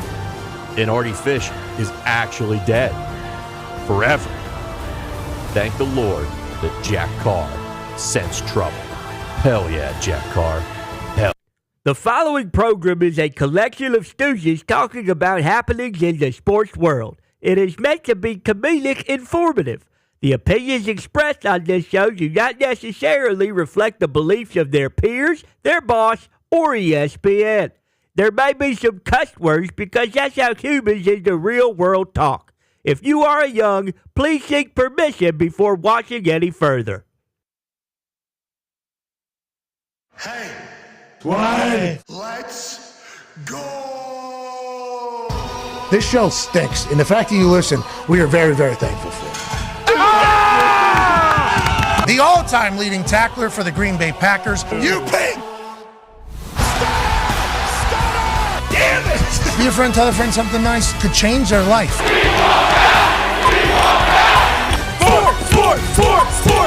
Sport! Hello, beautiful people, and welcome back to our humble abode, the Thunderdome, on this Feel Good Friday, December 29th, 2023. Hour 2 of the sports program starts right now. Football! Happened last night. Week 17 of the NFL season kicked off. There is 18 weeks in the NFL's regular season. Let's remember that. Yep. Yes. So whenever you're watching the New York Jets attempt a backdoor cover late in the game, and you're like, this is trash football. Let's just get to the Flacco celebration. Remember, we're not going to have backdoor covers, trash football at the end of games in a few months from now. Damn it. Games are about to go like this. There was a lot of games. There's fire hose. So many. Shout out to the firefighters of games. Multiple days. We're down to a spigot. Yeah. And guess what? Every bowl game that passes, we're getting down to a hose that you're putting the thumb in front of. Sure. It's coming hot. It's coming fast. But it's not a lot. A lot of it's getting blocked because it's about to be shut off. Damn it. So every play, every pass, every run, every kick, What? every tackle, every strip, every pick. What? Let's enjoy that shit. That's good. Thank you. Good bar. Did not see that coming either. Pretty excited about it as I heard the first one. I was like, well, that came out pretty good, but it is real. The talk tables here at Boss Connor and at Ty Schmidt. Shout out to the Elephant, Big Brain. Yeah, I figured I'd wear this one today, support my, kind of lay it on the line. Roll Tide, baby. I'm not doing this on Monday or Tuesday just in case, because who knows? So I figured right now would be a good time to kind of show the support for Coach Saban and the Alabama Crimson Tide. So I will say this. We are off on Monday, obviously, for New Year's. We will be out at the Rose Bowl and everything like that. Us and Saban have developed quite a hilarious relationship. Yeah. When I'm on that College Game Day set, it's non-biased. Okay? Never. Why? Because you're a journalist. That's right. I am a journalist. That's one half of the hammer. Dahn, Cowboys, Tone Diggs. Would be crazy, though. Aaron's first year, we did Aaron Rodgers Tuesday. He won the MVP. If the first year we do Saban Thursdays, he was to win a national, that would be bananas. With that being said, They are the underdogs against That's right. Michigan. That's right. Michigan's a mentally tough squad. Perseverance, maturity. They got a lot of talent. Yep. J.J. McCarthy's being talked about as a guy. Hey, this could be a guy. And you don't even, the running back, dog. Filthy. Offensive line, phenomenal. Defense, all over the place. Lucky to be there, thankful to be there. Two great teams. That's why they're two of 4 teams left. Can't wait to be out there for game day tomorrow. Obviously. Tomorrow morning, 3 hours. Pumped. Wake up with us. Bowl season's awesome. At the Remember, Orange Bowl. 6 a.m. Pacific. that's right. 6 a.m. out there, local. That's right. Okay? Go left. Wake up with us tomorrow. It's going to be fun. It's going to be a great time. It's going to be dark. Very. But when the sun comes up, dude. it is beautiful out there. It'll be grooving. It'll be like cotton candy. It'll be popping over the Rose Bowl. You know what I mean? The grass will be shining. No crowd. Sure. Should get the mystique of the Rose Bowl. There will the Rose Bowl. There will be a dew on crowd. the You grass. can feel the spirit of the granddaddy of them all. Speaking of Rose Bowl, how about a guy that just absolutely dominated a couple of them? Always. A man who's a college football national champion, a Super Bowl champion, a Ryder Cup winner, a president of a state. Yeah. Ladies and gentlemen, father of 10 COVID survivor, A.J. Hawk. Granddaddy of them all, AJ, on Monday. We're going to be out there for game day tomorrow, game day Monday. Then we'll be doing field pass on the sideline of the Rose Bowl for Alabama, Michigan. We have the dumbest lives of all time, AJ, but we're lucky the Big Ten legend, AJ Hawk, is going to be with us over there at the Rose Bowl. Yeah, I tell you what, I've never even stepped foot in this stadium, so I'm pumped to get out there to watch the game. I thought You guys didn't play in a Rose Bowl? Yeah, you played. I played in a couple of them. Yeah, I've never, unless I'm just have severe CTE, I do not recall playing. Well, that's a shame. I maybe should have done more research. I just heard Big Ten Rose Bowl. Yeah, you always go. Pac-12 Rose Bowl. If you're great and you're in the Big Ten, you're going to play in the Rose Bowl at some point. It's granddaddy of them all. This guy never had the rose in between the mouth. Makes sense. Oh, he had that Jawser size instead of thorny. You know, they have that thing. Loser. I didn't know that. You never did the parade. AJ Hawk never got one of these. Mickey Mouse never said, look at that face. None of that. You never won the Big Ten? Or you just won the national championship? Yeah, we won the Big Ten, but it was national championship when we went, and I don't know. That's kind of changed around, I think, over the years with all the different divisions and all the stuff. College football has changed? No. Yes. Last year. Over the years? Yeah. Once. Rose Bowl was not part of it. Anyways, lucky to be out there. It's beautiful. It's gorgeous. Can't wait to do it. Ohio State has a big one tonight, AJ, taking on Missouri. Early lean for you. You boys, underdogs, favorites, question marks. Who's playing, who's not playing? Missouri's got the dudes playing who had an incredible year for the Tigers in the Cotton Bowl Classic this evening down there at AT&T Stadium. How does Ohio feel about it? You guys taking it serious, Ohio State fans? Oh, yeah. I think they're definitely taking it serious. I mean, especially the fact that the quarterback that played quarterback all year is at Syracuse right now. You have Devin Brown stepping in. So I think that's the biggest thing. How is he going to play? Okay. Who is going to play? What's going on? I know Marvin's out there, but he's not practicing, but he's there. Right? That's it's weird. Speculation. Hasn't practiced, could play. Feels like Ryan Day maybe closed Sicilian. Yeah. Okay. You know, sees the things up on, takes those trippy medicine, sees the chessboard on the sky, and they call it Ryan's Gambit. And he might be just playing a little head games with Drinkovitz down there in Missouri saying, Marvin Harrison, maybe he's here. Yeah, we'll see. Maybe. Prepare for him. Has he practiced? No. Well, practice. Doesn't have to. But don't you guys say Marvin Harrison's like the hardest working guy of all time? Like that's his thing. Practice is his thing. That's what he does. So he's not practicing. Does that mean he's stocked up on practice earlier? That's why, because if he's playing tonight, must see television. Yes. If Marvin Harrison Jr., top 5 pick in everybody's eyes. No matter what. Okay, everybody's eyes, top 5 pick, even in the NFL thing. And obviously we've seen how successful. If he plays in this game against Missouri tonight, like, that would be completely abnormal in the world that we're in right now. Oh, yeah. Completely abnormal. Very. Huge risk is why it would be very abnormal. Got hurt last year. But also, and it was incredible. If he plays the rest of that game against Georgia last year, who go on to beat TCU by 1,000, who knows what happens there. But if he plays, I mean, he's going to ball, right? I mean, he is going to absolutely ball. And that would be a very cool thing for his legacy at Ohio State, I would assume, and how Ohio State fans would view the entire thing. I mean, yeah, it would be just imagine the respect that he would gain from doing that. But then at the same time, you have to weigh the risk. And other people say, hey, we respect the hell out of what you're doing, and I disagree. You need to take care of yourself and not be out here. We know what's in your future. But either way, yeah, the guy's awesome. Unbelievable career. That'd be sweet if he did play tonight. Even if he comes out to warm-ups dressed and is going through pat and goes, I think it'll be a big deal. Yeah, and if he dresses up and doesn't play, appreciate him committing to be uncomfortable the entire game. Yeah, that'd you be know cool. what I mean? Could have a hoodie hat on. That'd be awful. Yeah. That'd be awful. Full pads. No, you're not playing. He's probably taped up and everything too, just to feel like it's he's part of the squad. What's the money do? Oh, jeez.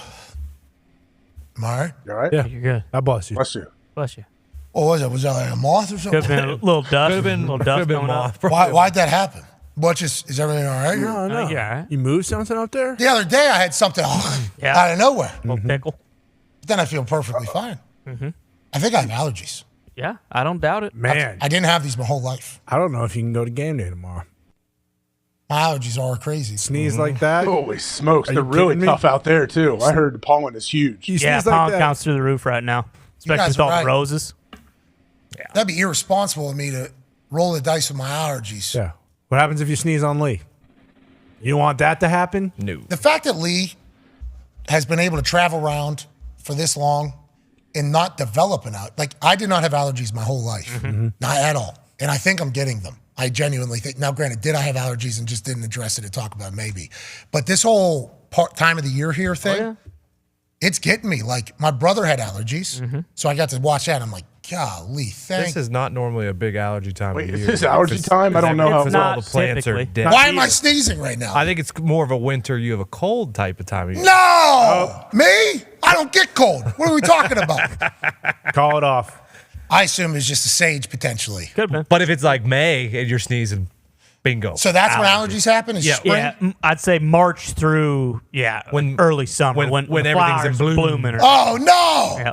Need the cold medicine. What's that? I'm just chugging a bottle of NyQuil tonight. Is that- Yeah, maybe. You might have winter allergies. Now, that could be a new thing, and we're just finding out now. Yeah, I didn't have them all my life. It And makes that, sense. yeah, They just people pop up. finding new stuff all the time. This is abnormal. I don't know what the hell just happened. Sneeze out of nowhere. What the hell is that? That was Probably the aliens. Probably all those UAPs, UFOs. They're around you. Their spirits around you. Well, I heard that from the Tuck Carlson network the other day. Boys, we cannot talk about this. Especially about what you guys are bringing up. Do not step into this world, please, for the sake of all. Joe Burrow tweeted the other day, show me the aliens. Bingo. Yes, that's fine. With 2 exclamation points. Did you see that, AJ? Joe Burrow? Oh, yeah. I was like, did Joe's he on get top of hacked? Did Joe Burrow get hacked? Why is this? And then just let it fly. Yeah, that's it. And then Jake Browning was asked about his backup. What are your thoughts? He's like, I got a lot to worry about on Earth. I'm gonna keep it moving there. Yeah, it seems like there's a lot more Joe chatter. knows, too. He was at the white party. That's Illuminati, right? Oh, yeah, you're right. I forgot he was at that all-white party. Stop using the buzzwords. Don't use the I word, Tony. Jeez Louise. Sorry, he was at... What are you talking about? You sound like a bunch of C words around here? No, he was at the Illuminati party. That ain't a C word. I don't think you're clever there. I don't think anybody... What do you mean? I didn't say the word. You know, it might be an alien, Joe Flacco. Okay, let's just call it how it is. This dude was not on a team. Okay, just chilling at home. Nothing. Doubts creeping in. Maybe nobody wants me. Maybe my NFL career is over. You know, my kids are at the stage of having a brain that can remember stuff, and they've only seen me not play my best football. They've never seen what daddy was. So I'll show them a highlight here or there, but that's not like experiencing it. Now, he gets dropped into this Cleveland Browns team, and his kids are just like seeing his dad get his name chanted in another city that he's not even really known for it. He might have a statue up there at the end of this thing if it continues to go. This dude might be AI. This dude might be fake. Just had a real human conversation with him last hour. Yeah. But they're saying these things are smart these days. So what do you think about Joe Flacco? Why is this not normal? And I think there's going to be people now, myself included, that if a quarterback goes down for a team I'm on, I'm just going to start Rolodex of quarterbacks that are recently retired that could potentially be Joe Flacco. Is this something that's repeatable? And why is Joe Flacco the guy that is just throwing darts all over the place, AJ? I don't know. I mean, to the point of the question of Joe being an alien, I do not know. Maybe he is a hybrid with how well he is playing, especially coming off the couch with 5 kids and all he has on his plate. But he's finding a way. Like, he's not just sitting back there like a statue. That's the thing. I know you talked to him in the first hour, which he was awesome. He seems like he understands what's going on, and he's also it feels like Joe is enjoying the moment. He's present in the moment, but he also knows, like, hey, there's a lot more out there that we need to get, and I don't want this thing to end anytime soon. I feel like everyone in Cleveland feels that way, but the team around him, man, like, look at this, awesome.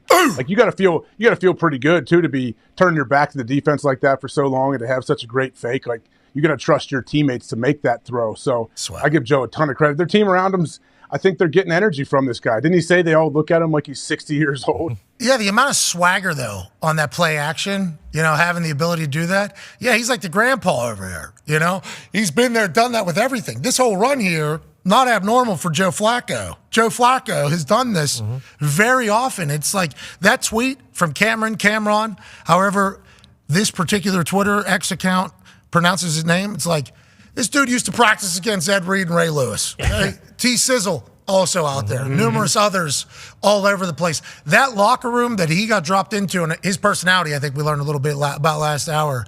What a team, what a dynamic. And then has the success that he has. Bets on himself, remember, in the first one. That last year, that year they win the Super Bowl, that was his contract. He was a free agent after that. So you're talking about cashing in and striking while iron is hot, betting on yourself and going for it and doing it. It's like, this dude's phenomenal. Like, it is, I don't know how he's been able to do it, genuinely. And now this is going to be an expectation, though, for people. Yeah. And also, why didn't anybody's team sign him? And that's a whole nother conversation that's taking place. Yeah, I mean, all those teams are kicking themselves. Like, I assume Vikings, like with Jalen Hurd, Hall, whatever it was. Jaron Hall. He's out of BYU. Have a little respect. This boy has probably soaked before. Yeah, okay. If he's a soaker, I completely respect that. You think about Nate Hartung, by the way? Bingo. Out of Western Pennsylvania. 6'3", 410 pounds, basketball stallion, nose tackle. Weapon. He went to BYU. Yeah. Have you thought about what we've learned about that particular institution? He's a Quake machine. Yeah, that's what I'm saying. Yeah. They called him the Quake. First ballot Hall of Fame Quake. The Quake Nate Hartung. Yeah, wasn't that his nickname? What I called him is the guy who was on newspaper every single day in Pittsburgh growing up because this dude was dominating people in football. Yeah. And then dominating people in basketball.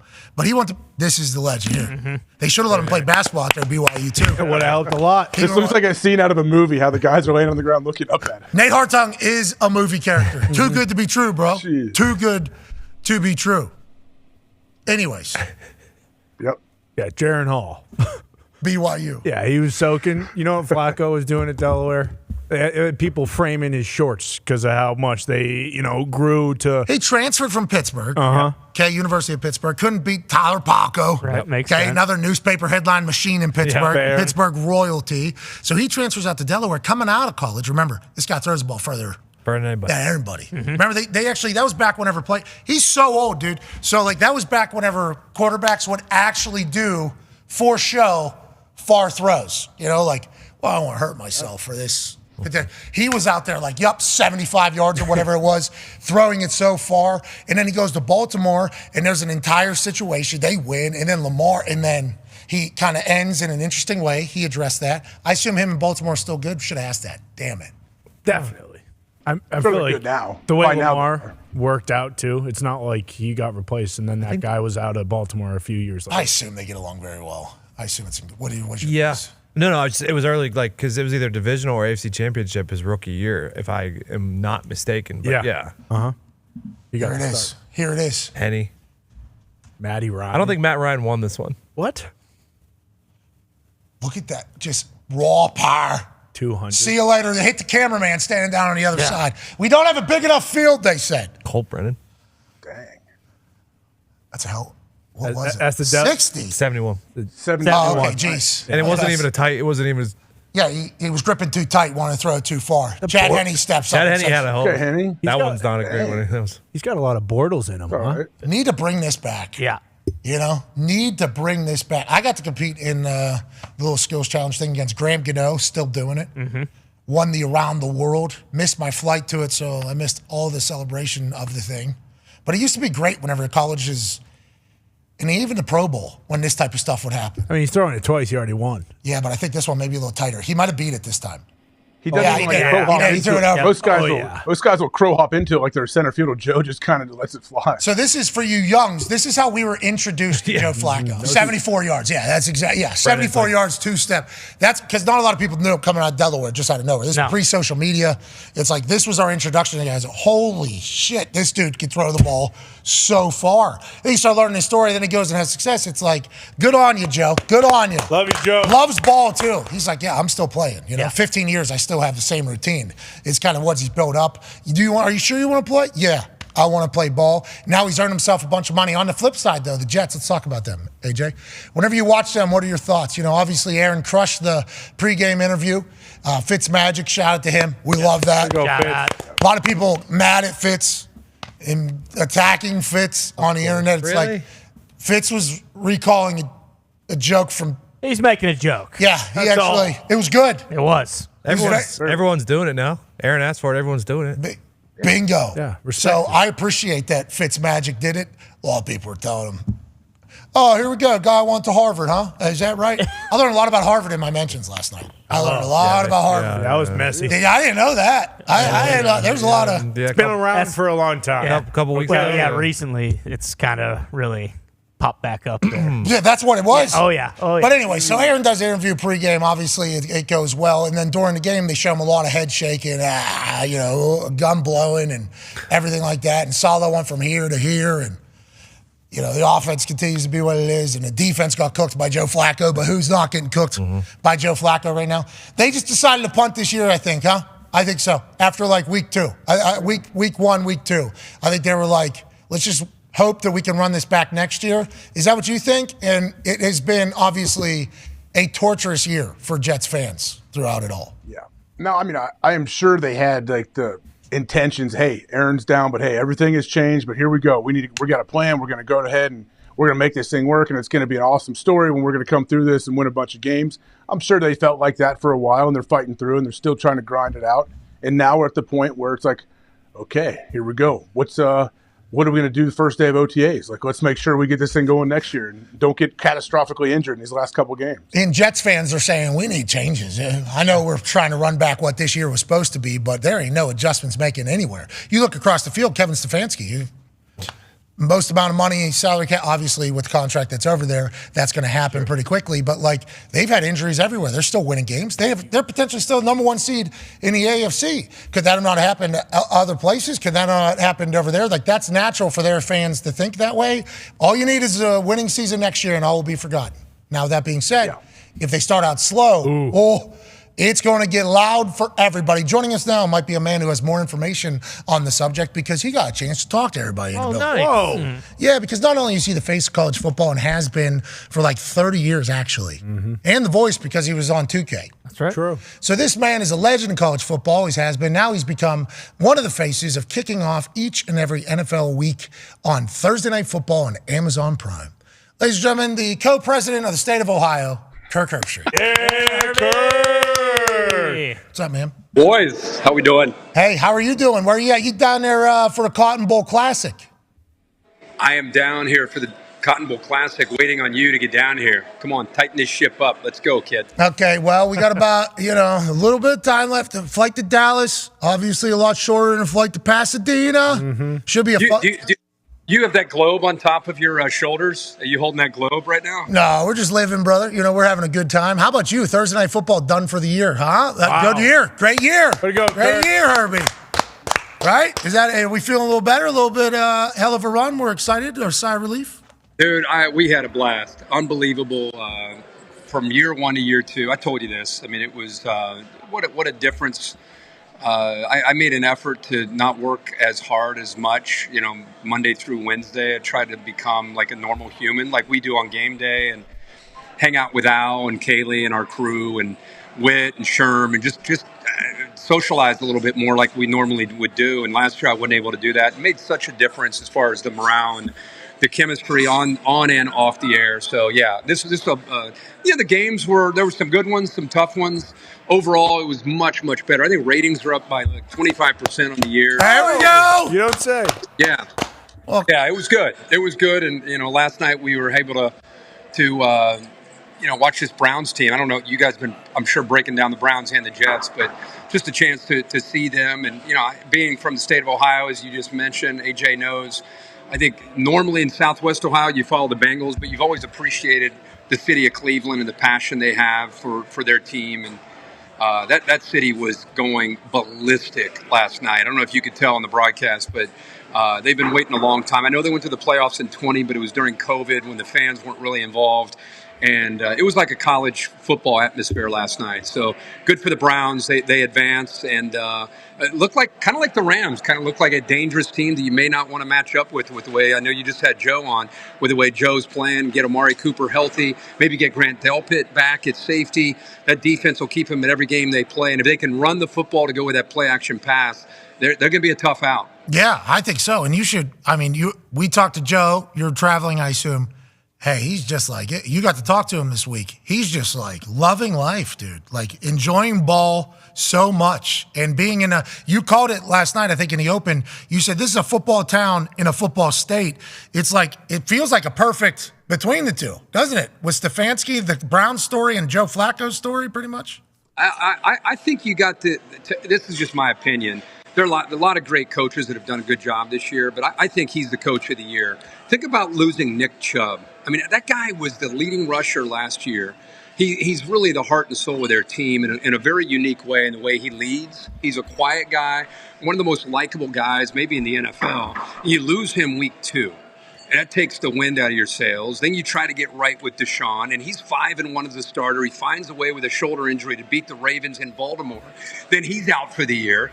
Then you go to P.J. Walker, and you got the rookie DTR, and then all of a sudden you go to the bullpen one more time, and you bring in Joe Flacco, who hadn't played, and nobody knows how he's going to do. Then you're getting injuries to your offensive tackles. They're down to their 4th and 5th offensive tackles. You're losing your starting safeties.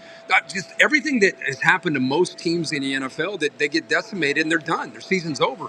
The Browns and Kevin Stefanski, they just keep coming up with answers and a way to adjust and find new ways to win. It's remarkable that they're 11-5. Nobody would have seen this when they were sitting there at 7-5 after a couple losses. You're thinking this team's in trouble. They've won 4 in a row. They got Joe Flacco right now, who's been there and done it.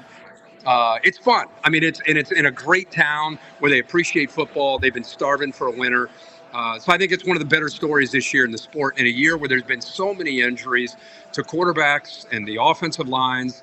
And the Browns had to endure it, and they overcame it. So good for them. And like I said, they'll be a tough out. They're not going to get a home game for the playoffs, but they're going to probably play an AFC South team. Right. Whoever survives that AFC South, your Indy team or Houston or Jacksonville, whoever it is.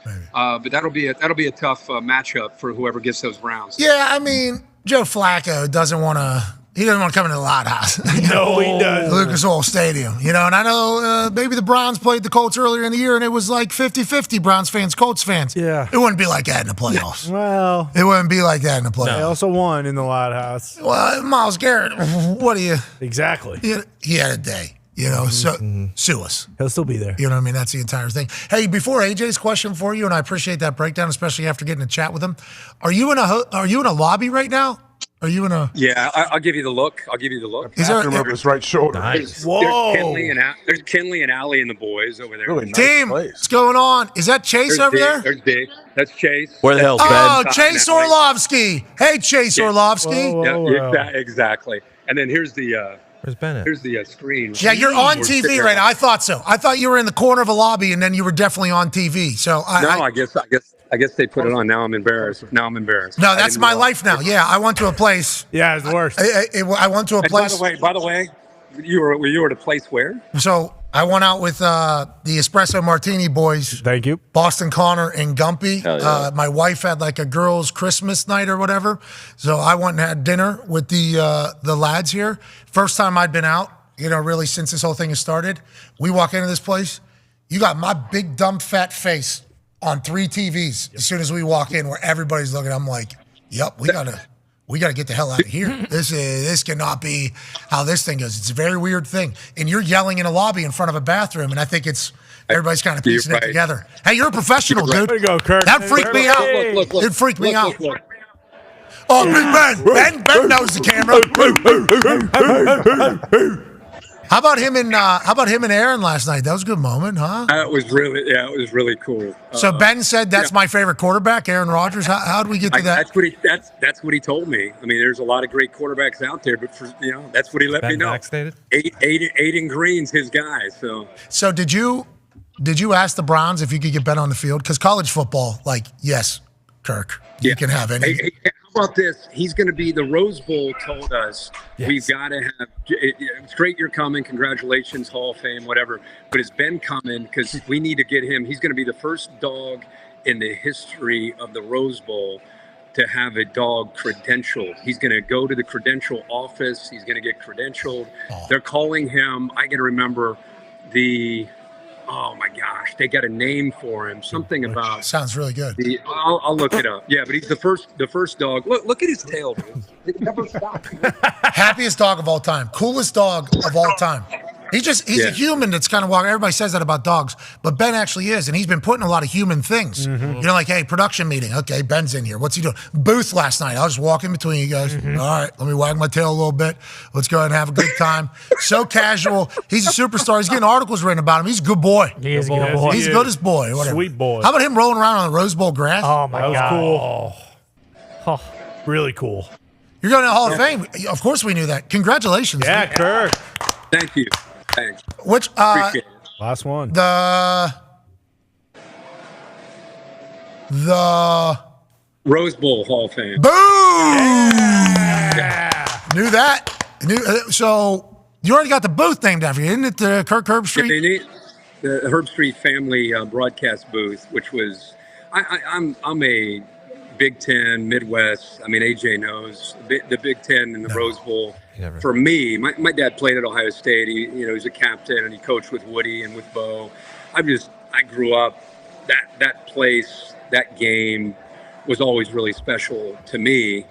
And no matter who played in it, especially when Ohio State obviously played in it as a kid, was just a unique experience. And I was unable to make that game as a player. We'd always come down to the Ohio State-Michigan game, lose to Michigan, and not go to the Rose Bowl.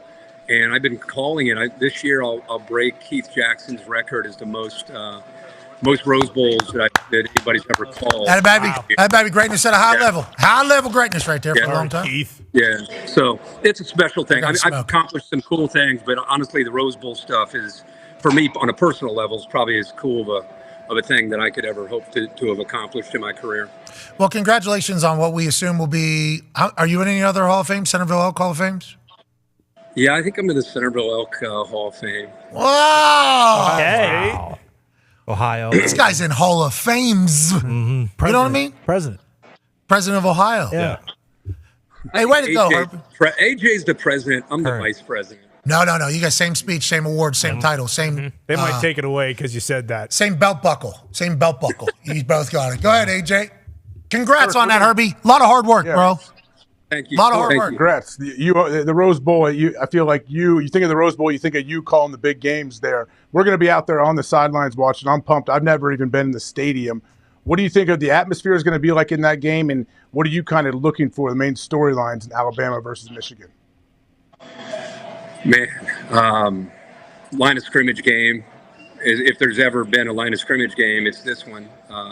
30 days off to prepare. Nick Saban usually is a master in those settings. I think the reason Pat and I and others thought that Alabama, not even knowing who their quarterback was, you got two new coordinators. The reason we picked Bama to win the national championship in August had everything to do with the fact that Georgia had climbed the mountain 2 years in a row and beat Alabama. And I knew what that would do to that Alabama program. And now here they are. They're in the playoff, and would not shock me at all to see them rally the troops. But then on the other side, you got a Michigan team that they got to the playoff 2 years ago and got embarrassed by Georgia. They got to the playoff last year against TCU and in a game that everyone expected them to win and ended up losing that game. And I just feel like Blake Corum and J.J. McCarthy and company just have had these guys, despite Harbaugh being suspended early, Harbaugh being suspended late. Sometimes, as you guys know in football, when it's a player-led team with a collective focus, those are the most dangerous teams, right? It doesn't matter. They're an autopilot, no matter what gets in their way. And Michigan just comes across to me as that kind of team. Now, will they be able to get over the hump and beat Bama? I mean, like I said, you're beating Nick Saban with 30 days to prepare. So I think it's a line of scrimmage game. Which quarterback's able to create, which quarterback's able to make plays with his feet and eventually his arm will be the team that wins the game. But I think it'll be a hell of a game. Man, Harbaugh with 30 days to prepare as well. Yeah. With everything they got going on. I think, I'm excited about these college football playoff games. I'm getting very pumped up. We're just a few days away from it. We got a game day tomorrow. Got a game day tomorrow. Pumped.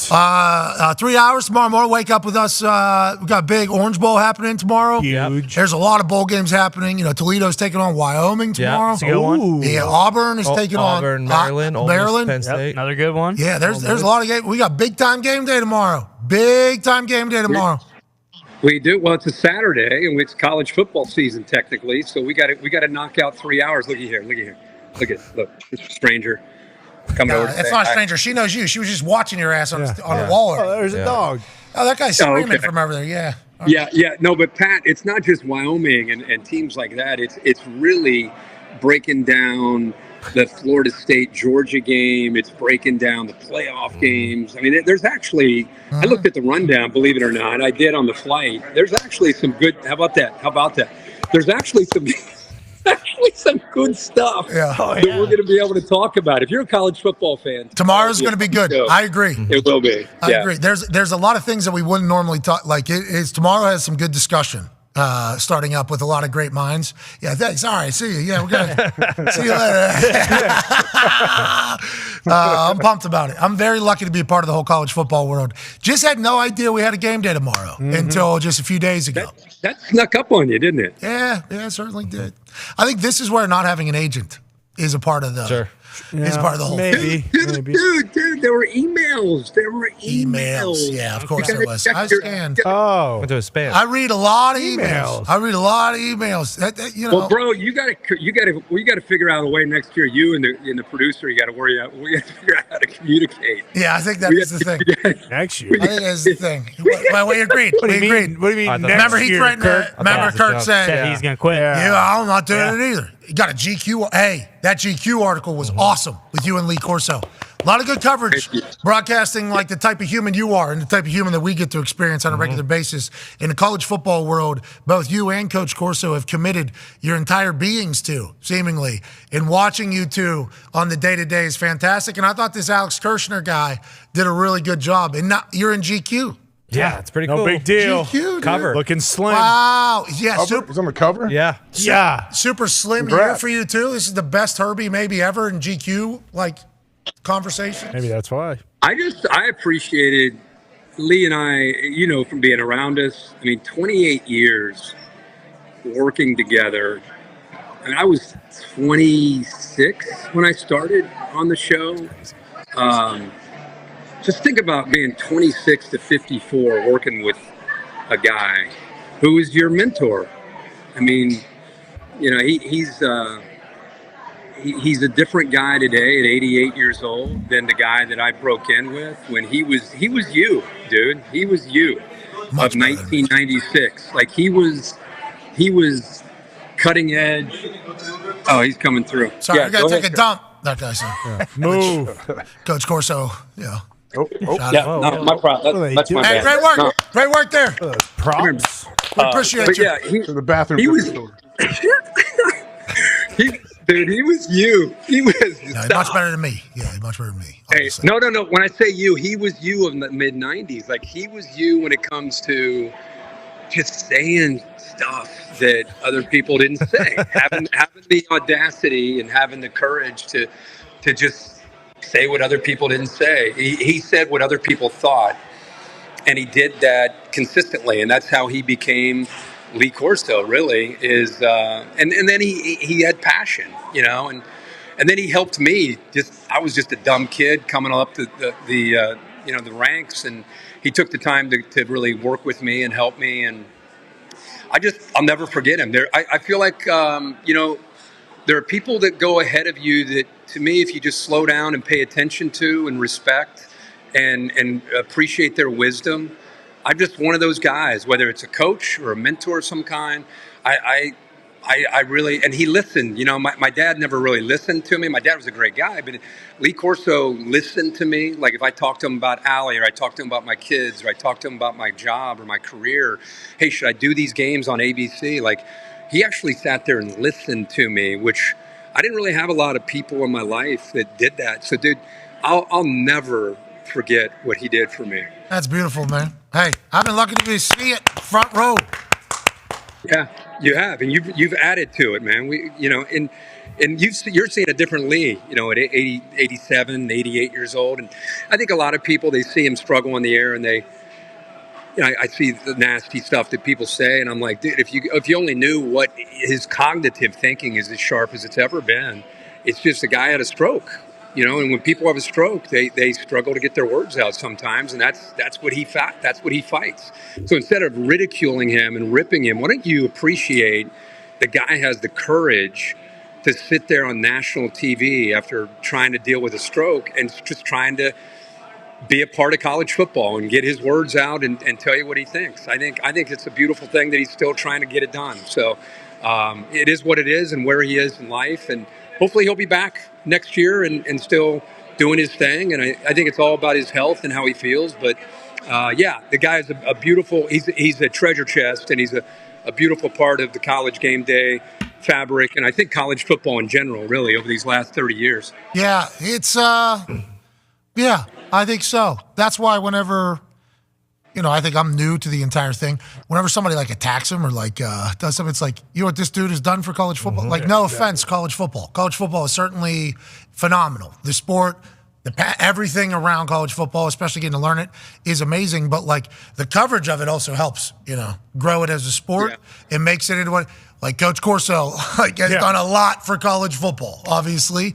So I lucky to know him, lucky to see it. And you love him. You love him too. You're around his personality, and you've had a chance to see that. And even at 88 years old, he still has that personality. He's quieter now than he used to be, but he still has that stuff. And I see you and him. I'm watching you and him all the time, whether it's on the set or just in the meetings, and I see the respect that you have for him the same way I have it for him. You know what I mean? And that's a cool thing to see. When I get a fist bump from Coach, it's awesome. Just like one of those, and then he'll bang. Yeah. You know what I mean? It's it's a cool moment. It is. The other day they showed clips of him. The last one, Army Navy, they showed that clip of him getting thrown in there, and he said something very sad or whatever. It was no, Coach, you've done it, he's beat the game. Yeah. And didn't it really stand out when Bill Belichick, who was maybe 11 or 12 years old and was at that actual practice and saw him thrown into the river? And you have Bill Belichick. Bill Belichick. And before they were on the air together, and then after our segment was over and Bill put the helmet on and all that. And then after, they sat there and talked, and just to look in the eyes of Bill, it's not like, oh yeah, hey, good to see you. Bill's looking at him through the eyes of an 11-year-old, and he has such. That's Wiley calling. Sorry about that. Wiley doesn't even know that you and I are talking right now. Yeah, he has such admiration for Lee Corso, and that to me really, I think, stands out. I think that's really cool. Yeah, it was. It was a lot of beautiful moments. Yeah. Game day's a fantastic institution, and we got 3 hours tomorrow morning. That's right. Live from the Rose Bowl. And it is going to be fantastic. And we're going to get What time are we on the air live? 6 a.m. local. 6 a.m. local. 6 a.m. Bright eye, bushy tail.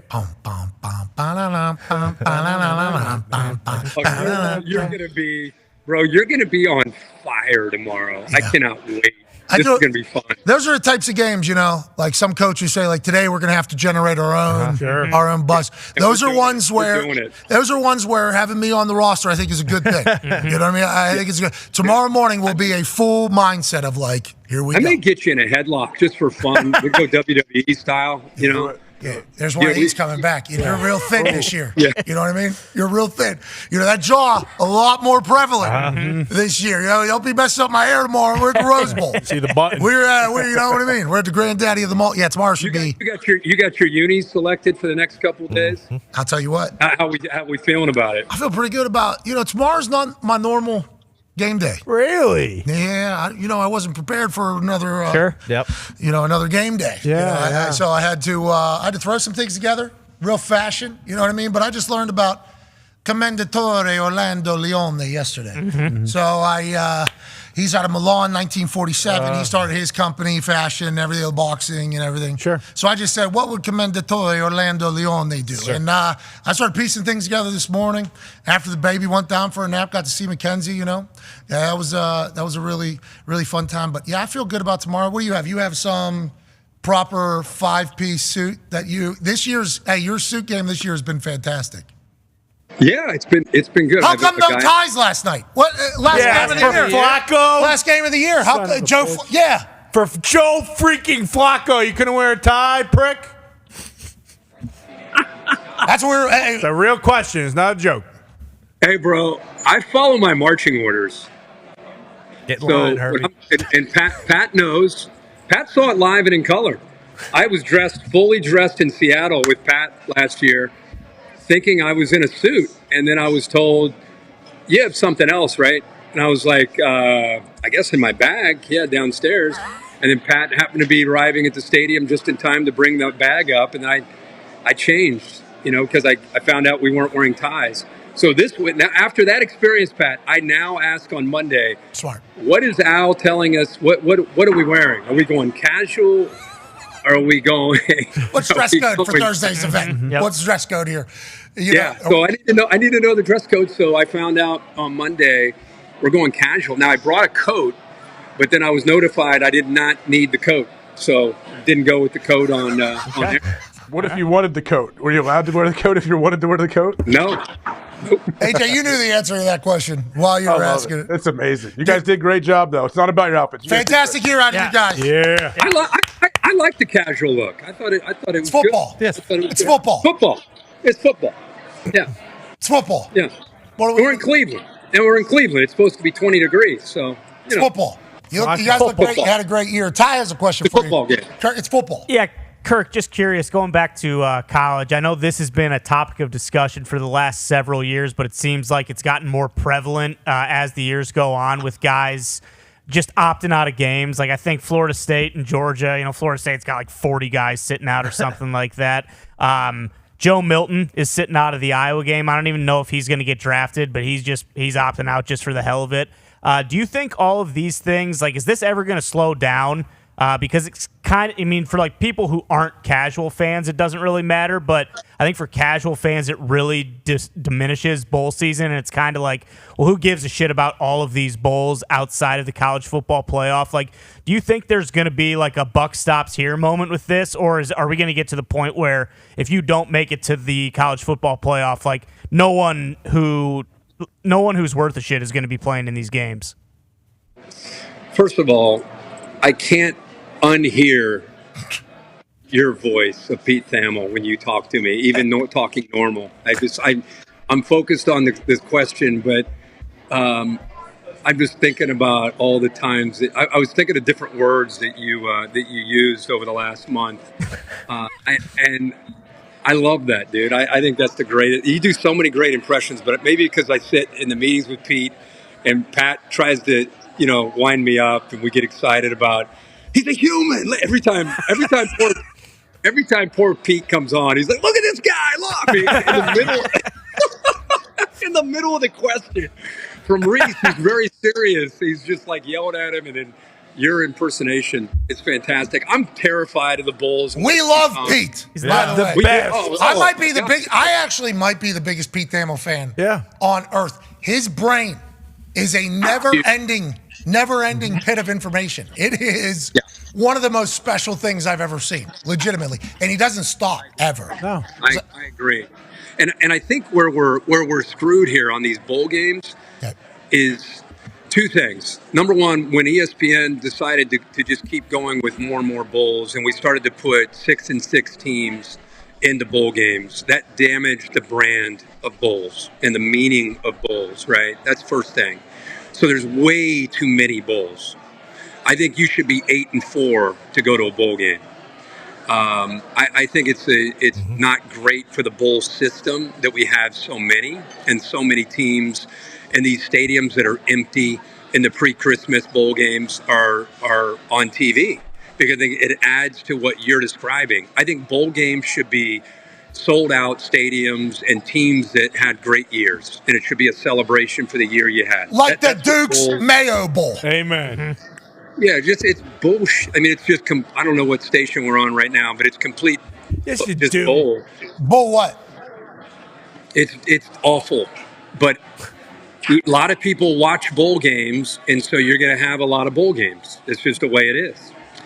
But in a perfect world, we go to a 12-team playoff, and we reduce it down to like 15 or 18 bowls, and we have teams that are from these conferences that had great years, and we go celebrate the years that they had. I think that's step one.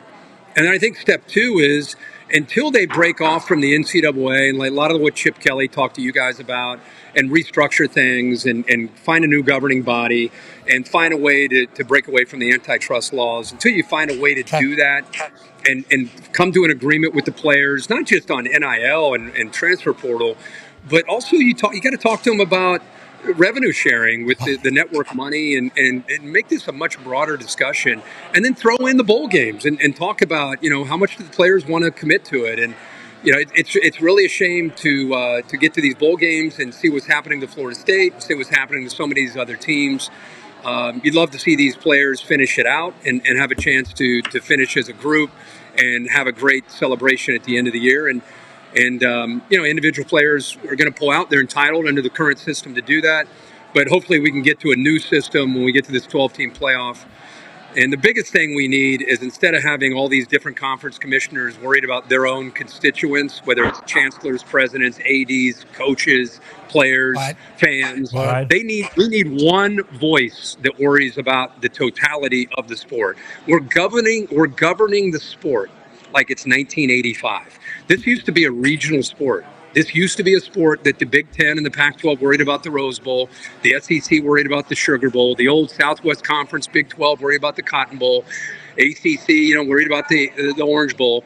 And now that doesn't work anymore. No one cares about that, because it's now more everyone's in one pool, because we're all trying to get to the playoff. And if that's the way the new world is on the field, then we need to change the governing body and the way we have leadership. We need one voice. All these conference commissioners can report to one person, who then looks at what's in the best interest of the entire sport.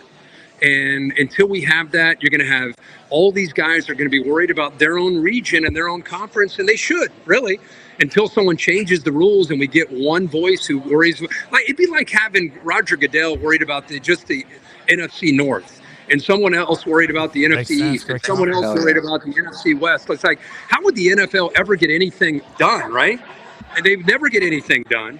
You need a voice that's willing to take the bullets and willing to everybody blame him for everything, can withstand it all, and be the leader. We need one leader to lead us out of where we are. And right now we have several leaders that don't necessarily trust each other, and we can't move forward out of this until we find a way to have that one voice. And I don't know when that's going to be. Who would it be? You?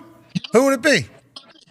I would vote for a guy like Nick Saban when he retires. I would vote for a guy like Greg Sankey. I think Greg Sankey really gets looked at as a guy that all he cares about is the SEC. Is that him? SEC, ESPN again. Of course. SEC, ESPN up to it again.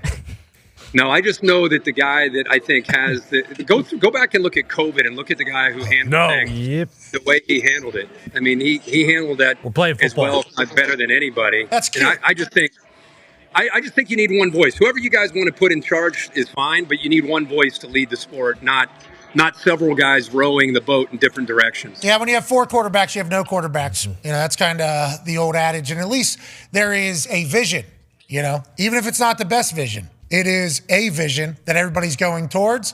And then if it doesn't work out, let's get a new one in there. Maybe you, Herbie. Mm-hmm. Hey, maybe you out there. You know what I mean? No, I like working with you too much. So I like what I do. Yeah, there's no chance I'll be working over there. Yeah, that is not in my bag, baby. That is not it. One of the last questions here from Tone Diggs for you. And this is maybe a new seg called, what will Coach JB do? Mm-hmm. Yeah, Herbie, hell yeah or hell nah. JJ McCarthy is good enough to win the national championship. I'm talking about the JJ McCarthy we saw, the second half of the year, okay? Yeah, I will say we saw your spot. I will say hell yeah. Hell yeah. Hell yeah. Hell yeah. Hell yeah. Thank you. All right. I'm a fan of 9. I think he's a great player. I think people get caught up in some of the games where they didn't have to throw the ball, he didn't have to make plays, and they somehow take shots at him. I think that dude, if they need to make plays, and his legs, I'm going to say right now, I don't know who's going to win the game. We know about Milroe's legs and what he can do. I'm telling you right now, if Michigan wins, we can circle back on the back end if they end up winning or losing. If they win, his legs and his ability to create and improvise will be the difference. And if they keep drives alive on third down against that Nick Saban and Kevin Steele defense or not. Go back and look at the history of Alabama defenses. Think about guys like Johnny Manziel, Bo Wallace, Chad Kelly, Cam Newton. Yeah, look at those guys. When Alabama's had trouble defensively, it's a guy that as much match and man coverage they play. It's the quarterback that can run that can get it done. Oh, Amen. my God. So 3 close. seconds. I know. Right there. Oh, my. We missed it. We missed it by 3.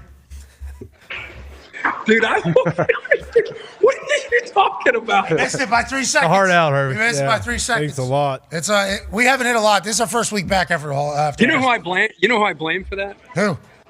I blame Tone for the question with only 50 seconds to go. It was just hell yeah. Yeah, in a minute 25. It was hell yeah, hell no. Hell yeah, hell no. You did it this week. We saw you, Herbie. You knew how to play. Yeah, you played the game before. Hey, big time cage match, wrestling match. When we get done with the season, I'm coming over to Indy. We're kicking some ass. I'm done. I'm tired of this. Whose ass are you kicking? Come on, Herbie. Everybody, all of us except for AJ, get thrown into a cage, and we're just going to see who comes out. You know Kirk, we're going to beat your ass, dude. We're going to kill you, old man. Can't wait. Hey, You're going Can't down. wait. Hey, Skinny Herbie, listen. Hawkhouse is active. Yeah. Hawkhouse is active. You know, bring Jake, too. There's science pumping through the Thunderdome right now. You know what I mean? It's a real deal over here. Yeah, good point, Tony. And how's Chase Orlovsky doing? Is he okay? He's sitting over there talking trash. Like week 4 or something like that, week 5.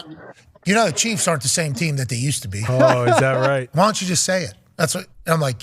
Hater. Jeez. Absolute hate. Where is he? Is he? I'm sorry. I was talking to the boys there. Hey, what's up, Hate Nash Chase? Hey, D. How you doing? What's up, D? Look at that sweet boy. Oh, look at that. There's Hate. Huh?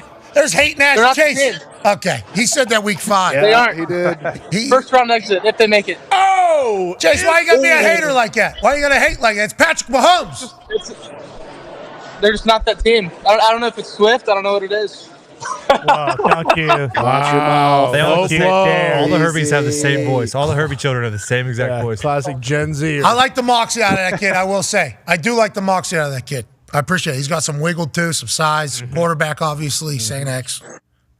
Yeah, this is a nice hotel, Pat. Next time we do a game down here at AT&T Stadium, we're going to have to remember this one.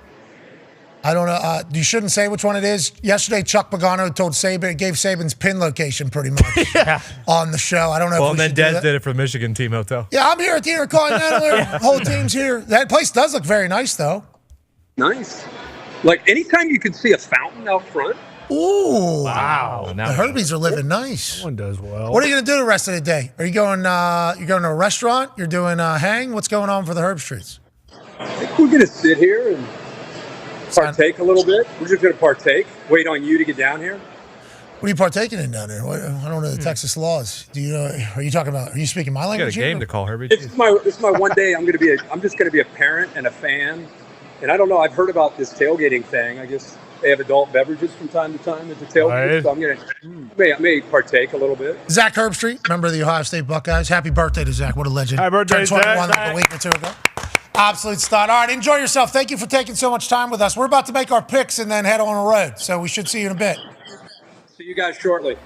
Hey, read through that rundown for tomorrow. 3 hours. That's Game right. day tomorrow. 3 hours tomorrow morning, 6 a.m. local. Be ready. 9 a.m. Eastern. On ESPN. Ladies and gentlemen, Kirk Herbstreit. Hey, Kirko. Good to have an F1 race. No kidding. That'd be nice. Remember that at the beginning. Oh, yeah. The rundown, official rundown comes out for the show, a little behind the curtain here. Rundown is a fluid thing throughout the week. Sure. Fluid. It changes. It moves.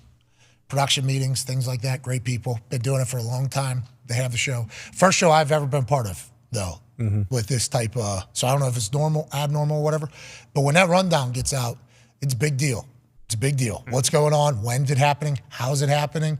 Who's being talked about? Especially with game day. 130 some teams going to be talked about. Jeez. So, that rundown sometimes is a nice little, you got to learn a lot about a lot of places. For instance, Army-Navy game, and I just gave the opposite school the record that the other school had, of course, and the other school I'm actually close with, South Dakota State, go big, go blue, go Jacks. Sure. And I just give their 20-some game win streak, reigning national championship thing, right to Villanova. And that's on me. Whoops. I didn't pay attention to South Dakota State enough. But they're a fucking wagon. That's FCS, baby. Which is what could have came from that conversation, but instead I just handed it to the other team. Sure. So kind of everything they've worked for, I ruined it. But that's college game day. Yeah, and I do apologize for that. But then immediately the internet goes, here's ESPN showing us no respect yet again. It's like, you think ESPN is to blame because of my fuck up? I don't think that's motivating the boys. I don't think that's fair. You know what I mean? I don't think that's fair. How about, all the shit Aaron brings up? Yeah. And he always goes, we're going to get throttled, we're taking off the air. And Fitz doing that last night? Yep. I'm assuming Fitz didn't get an email. I didn't get an email from anybody. No. Yeah, but they. Yeah, that's what I'm saying, though. Like, everybody comes up to me and does a lot of, what are you going to do when they, like everybody that's ever been around me literally throughout my entire life with how I've handled whoever they potentially is in past existences of authority or whatever. And it was like, I don't think there is they. That doesn't matter. In the contract, there isn't a they. But also, I think the ESPN relationship has gone well this year. Yeah, very well. Surprisingly. Very well. As we head into 2024, I think 2023, a lot of us, babies, kids, things like that, change our entire lives personally. But from a professional standpoint, ESPN transition went a lot better than I think any of us thought it was going to go. Yeah. Forget we're on ESPN a lot of times, to be honest. A lot of people on the show do as well. Sure. Yeah, when they just JJ dropping that swearing. JJ Watt says it all the time. He does. It's ridiculous. Even his Nona had to tell him, like, hey, shut up. You're disrespecting the family name. Yeah. What's he working out so hard for? He's coming back. Well, he's coming back. He might join Cleveland. He's been good this year, too. Oh, yeah. Great. How about Chuck Pagano, 11-4-1 or 10-4-1? Chuck's in a sweet spot, right? He's in a groove right now. He looked phenomenal. He's balling. First shot yesterday, too, with the football. And that jumper? He was always. AQ's kind of got worse, but. What's that? What? I think the tough. Well, that was pretty rude. And what? What you just said there. He knows I'm kidding. I just joke with him. Well, the tough part with AQ. D-Butt's batting 1,000 with always. fits and vibes. Yep. All the time. Undercover Dogs came in. Love it. Love it. I mean, it's been pretty good. Saban, I think. Yeah. Yep. It's been a good year. I think we should think about that over in New Been a good year. Yeah. Yes. Reflect on it. Things are going okay. Yeah. Very good. There was a chance this could have been a massive fucking failure. Yeah, everyone let us know. Do you remember with how loud? Really? It When? got real loud. Got real loud. Even people that had no idea who we were like, this is not going to work. It's good that way, though. Don't you think it's better that way than all this hype? Oh, here we go. This new show coming to ESPN, blah, blah. Everyone's so excited. It's better that people were worried and thought it would be terrible. Yeah, I think, Manage it wasn't great expectations. during. We remember. Yeah. While it was happening, it wasn't fantastic. Wishing death. No. But I'm saying you don't want some network overhyping you and overhyping the show to come on and say, and kind of force it down people's throats. Then people instantly would hate it. You're right. I think they felt that way either way. Yeah, people but hated it, yeah. Yeah, but that's what I'm saying. Let them make the decision. Chose Let not the to do people a commercial, choose. by the way. So, all right, we need to shoot a TV commercial to run during First Take and Get Up and everything like that. I go, okay, yeah. They're like, what do you want to do? Nah, I don't think we need to run a commercial. I think it's smart. They're like, we should run a commercial. I'm like, I don't think we should run a commercial. We do not. How do you make a good one? How do you make a non-corny one? Well, put Steve that in. was the problem. That was that we were running into repeatedly. And they're like, well, they'll just learn about us as soon as we get on there. And they did. And boy, how about the thing? What was it? The big ones. Washington Post. Yep. Wall Street Journal. Yep. I think New York Times took a swing. New York Times. That's New like all York. the big ones. Yep. Basically saying this sucks. This is not going to work. This is not what it's supposed to be. I mean, look at us, boys. What a year. Here we are. Shout out to ESPN. Shout out. Shout out. And game day was what it was, where They were setting up the stage for us to go do our show live on the road. That was sweet. That was sweet. So fun. Hell yeah. All right, we're going into the New Year pretty pumped. Hell yeah. All right, let's get a break, and then we'll go in the new hour. We'll make our picks, and then let's have a great fucking New Year's weekend. Hell yeah. Boom. Why not? You Why know not? what I mean? Who says no? And thank you all so much for making 2023 what it was for all of us fucking idiots here. Yeah. So dumb. I'll look around the room. I start with a mirror, and I'll look around the room. Sure. You look at other rooms that are doing similar stuff. So smart. Yeah. Doesn't pay to be smart. Some professions it does. Yeah, Fauci. Doctors. Same thing. Are they not? Let's get to a break. I just used a name. He used a profession. Great work this year, team. Hell yeah. Hey. Team on me. My wife told me that when she's watching at home and we do this, she'll actually put her hand up. Nice. Yes. So now I try to think of people that are watching. So I'm going to try not to go as fast whenever I go. Team on me, so that people potentially around when I'm watching Give some time to get their hand Get up. it up. And then, if we call for it and then somebody gets a little mouthy with a speech, like that's kind of how it goes sometimes for people that haven't been in there, and the shoulder gets a little tired. Yeah. It's a little test of grit for unity, perseverance, reminding yourself that, you can do something that doesn't feel that great. You're much tougher than you give yourself credit for. Look what you've been through.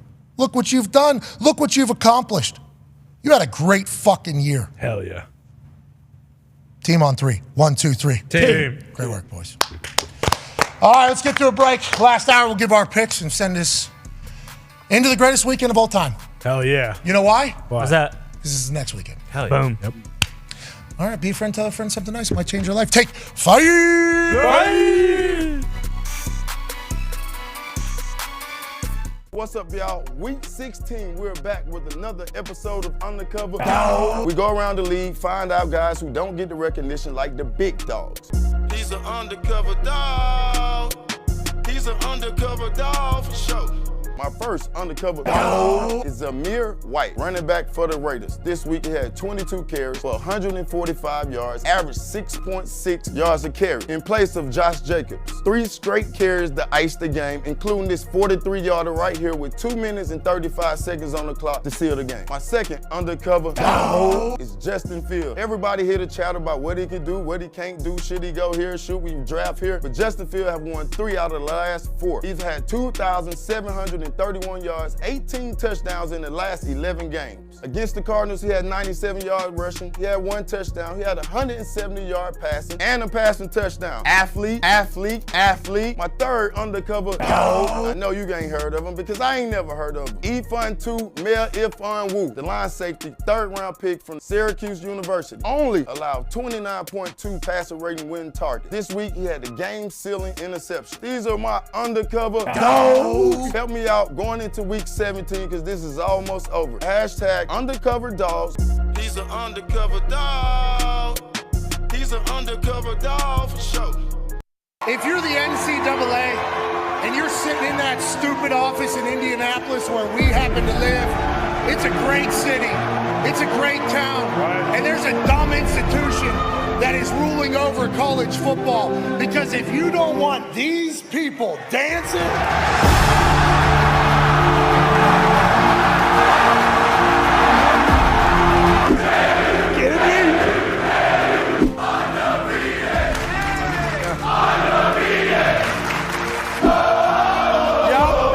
Celebration, bitches!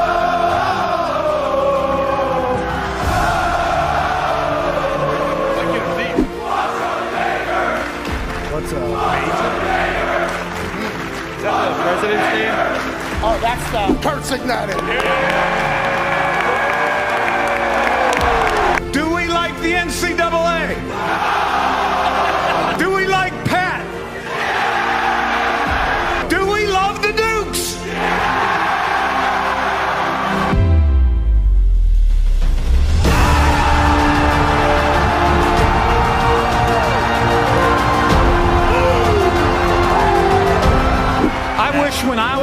like, why did you punt? I could say my subcommittee recommended I punt.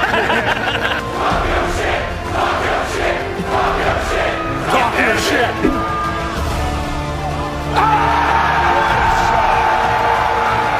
This guy's hot. This guy's hot.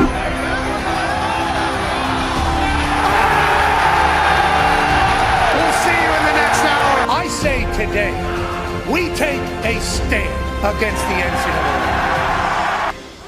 Let them bowl.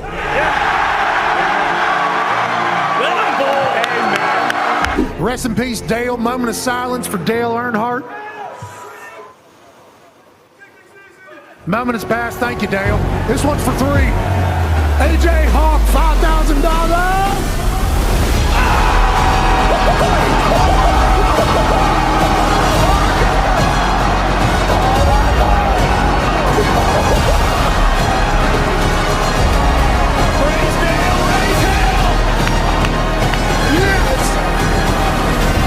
This has been one of the coolest moments of my entire professional life. JMU! Thank you so much for the hospitality. JMU! You understand quickly that there's idiots making decisions in every single place that you would never guess idiots would be making decisions. You don't think bowl season deserves to have this situation cooking behind it? College football is better because JMU's football is crushing. College is better because what their football team is doing. The community is better. And the NCAA, yet again, adds to their long list of decisions. Look at that scene, bro, in the hills of Virginia. You know what? To hell with all of them. James Madison, right here. Right here. That chef looks damn good. I'd eat that guy's meat any day of the week. If you're able to bury this 33-yard field goal, kicking is easy is what you have said to kickers before. Others have on the internet. Now, 90 racks on the line. We believe. Oh! Kill the kid! Kill the kid! Our worst kid yet! 100 racks of charity. This dog stinks!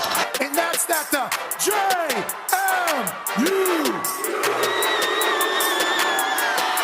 are going to crush App State. They would crush anybody this weekend, especially in this city with how dumb the NCAA is. Let them bowl and let the boys dominate today. In my Constitution, I have the First Amendment right to free speech. Pat has the Second Amendment right to take its sleeves off and show the bare arms all the time. But I'm saying, if we are so lucky to go undefeated this year, and we end up winning in a bowl game, if we get in, I'm going to use my First Amendment to declare the JMU Dukes national champions. Like UCF. I'm just going to say it and come and stop me. Time to coach. I'm jacked. I know it's working. All of it's working.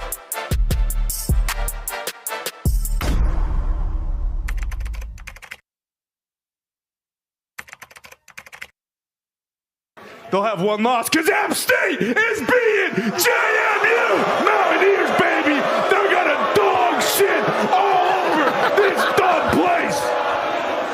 App State forever. Yeah, fuck you too. How about that?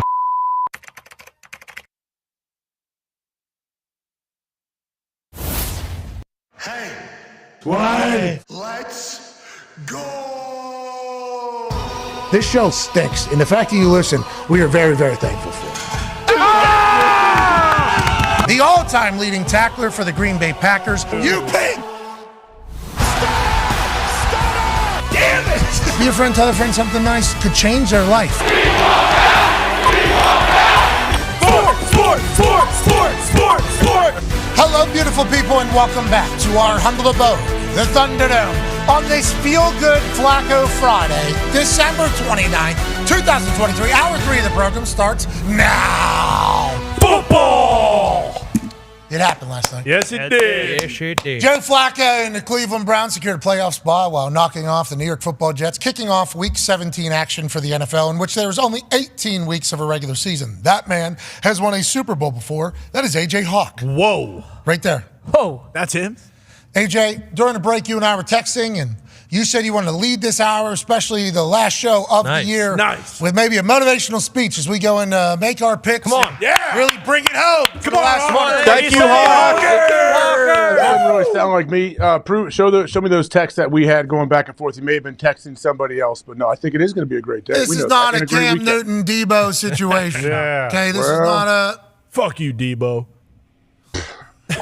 It was a text. That was the funniest part to me. Just a whole, and by the way, you can see how it could easily happen, especially whenever they use the text and everything that takes place. It looked like Cam. Tough scene out there until the end. I thought it was him until the very end. The last two texts, kind of gave it up that it wasn't Cam Newton out there. But that was a nice little wrinkle of this particular week. And I apologize for us stepping on your motivational speech there. Just want to let people know, neighborhood favorites delivered by your friends at DoorDash. Yeah, love you, DoorDash. Change the world.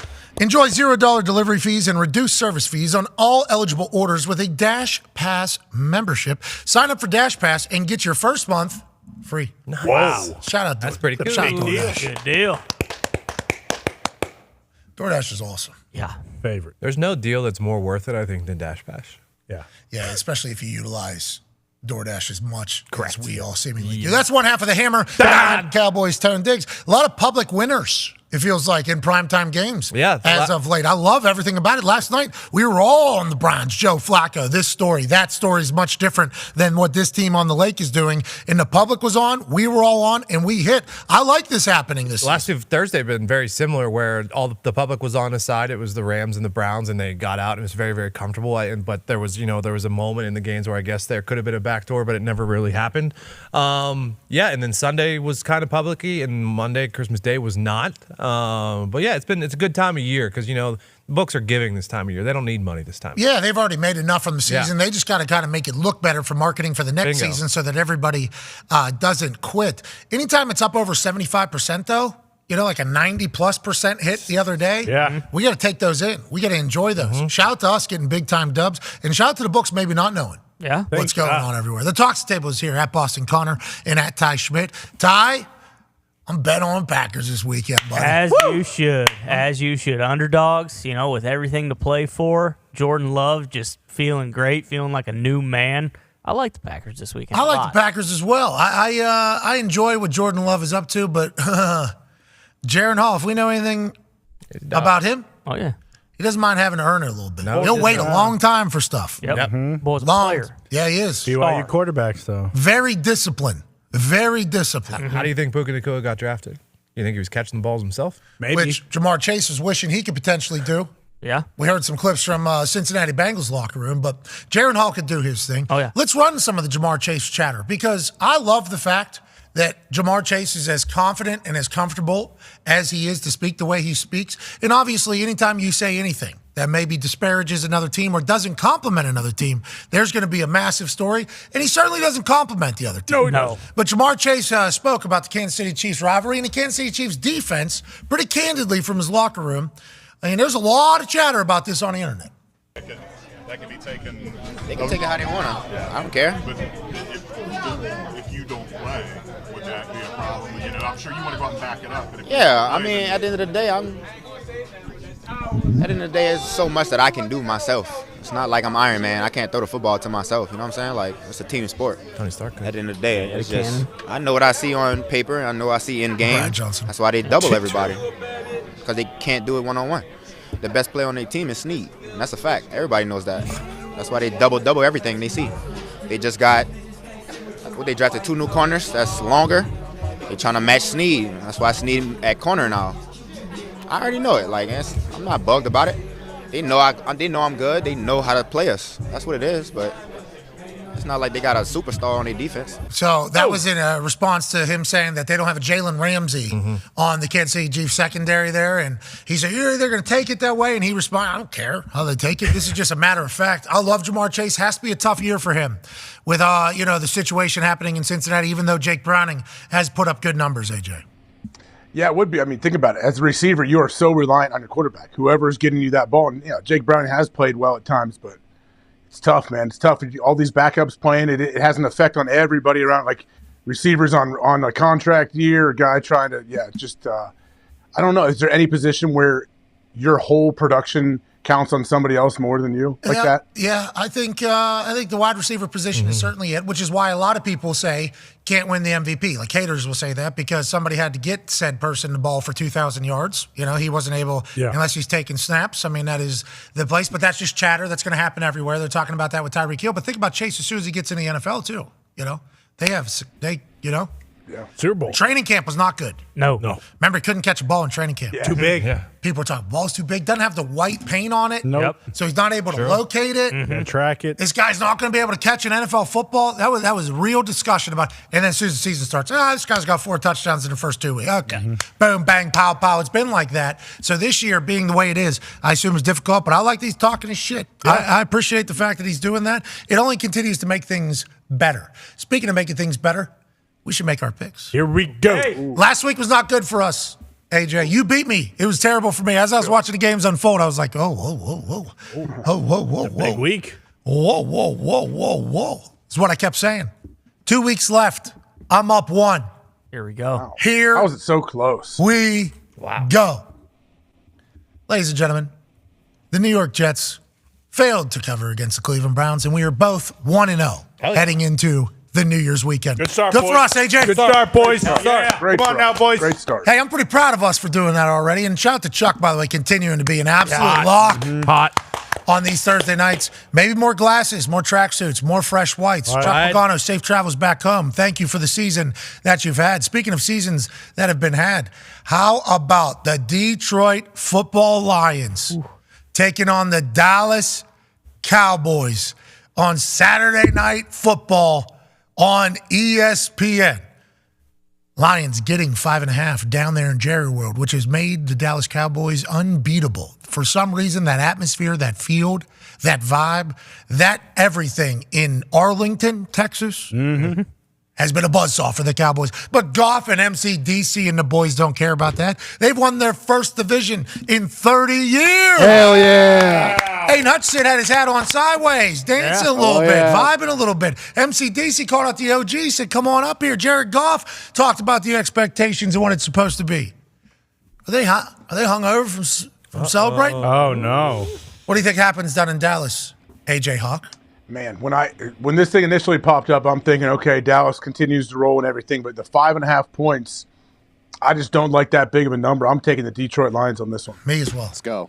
1 seed also still on the line for the Lions, so they're not just done. And I believe this is the highest over-under of the season so far. So lots of points. I had that same where you did, though. They just won the division. Will there be a setback? But the 1 seed, still. Yeah, and MCDC, too. We got to think about. Yeah. Good coach, good culture. Exactly. They're not celebrating the first division for Detroit in 30 years for more than 24 hours. No, remember that speech that they released from before the season? He didn't say, hey, look at that wall behind you, 30 years since the division championship. He didn't stop there. No, there's numerous on there. Boom, he went to NFC championship. Boom, he went to Super Bowl. Yeah, Aiden Hutchinson, he posted some GQ photos on his Instagram wearing this clean tan suit. Oh, really? He looks good. He looks good, Connor. But still, I don't love that part. Why not? Why? What? Did Ragnow or any of Penny Sewell or why don't we follow their lead on that one? He looks good. I bet he does. I bet he looks great. I assume Penny Sewell will do whatever the hell Penny Sewell wants to do. Yeah. Bingo. Because he's a dog and he's in a culture. He's his own personality. Exactly. He sets it. What do we? Penny Sewell is the culture, baby. He is the guy. So is Aiden Hutchinson. Yeah. Right. Yeah. Okay. What's happening right now? He doesn't like that he's posting photos instead of focusing on tackling people. Amen. Boom. I want my pass rushers hungry. Did you see his offseason? What he does all day, every day? Yeah, exactly. I like that. Hungry. Hey, give us a little peek into what you're doing. He is. He's looking super cool. He looks really cool. He looks really cool. We're gonna see that on TV on Saturday night. How cool he looks? He could have saved that. He kind of gave us he kind of gave us what he's going to do already. You're not going to see him in the angles. Can we pull this up? It's on his Instagram, I do believe. You're not going to be able to see the angles in which he's posing. when he's walking into the stadium. Yeah. Okay, whenever they walk in a stadium, when these guys these days, it's turning into the NBA a little bit. It is. Turning into the NBA a little bit. Full They blown. backdrop. Look at that. That's so cool. Look at that. You're not seeing that when he's walking in. You're not seeing. Oh, That's a pass rusher. Yeah, he's not going to a game. He's super intense when he's going to a game. That's a hometown hero right there. What company is he pubbing? None. AidenHutchinson.com. That's his fucking Is it really? thinking pose right Is there. that his clothing line? What is it? What's that pose? He looks awesome. Locked in. That is sweet. That one's I like called that. Bitch What? What? This one? Right here. What's the other one called? Thinking probably. The other one was Praise Be to God. Oh, that's sweet. I like that one. Yeah. This one right here is, I'll look at my future and it looks bright and warm and sunny because it's Las Vegas. Let me take this jacket off. Boom. That's what he's doing right there. But art is obviously taken different ways by different people. You're allowed to Exactly. feel the way you feel, even though we all think you sound like a hater. That's fine. I can sound like a hater. I mean, I'm betting on the line, so am I that big of a hater? 6'5". That guy's huge. Yeah, I know. He's an animal. He's He's on the Super Bowl stage Yeah. just a couple of years ago. I don't know who's putting all that nylon together. I mean, it's Stuff. Big and tall. had to be. I'm betting on this guy. That's right. Look at that. Look right there. What do you think he's saying in his head right there? I'm content with a division championship. Fuck no. No. Not a chance. That's not what he's saying. And Lord, give me the strength for the number one seed. Only God can judge me. I can do all things through. Praise be to thee. Amen. Amen. Amen. Give me that guy. Yep. I'm on the lines as well. Let's go. Let's go to the next game, shall we? Saturday night should be a blast, though. Patriots, Bills. We heard Bill Belichick speak about Josh Allen and his thoughts for him. Bill Belichick getting 13 points in Western New York against the Buffalo Bills. AJ, who do you like? What am I supposed to do here? Diggs, what do I do here? That's a lot of points, I feel like. Yeah, there is. That is a lot of points. Tony. You're not supposed Give me the to. Bills. I'm taking the Bills. Yeah.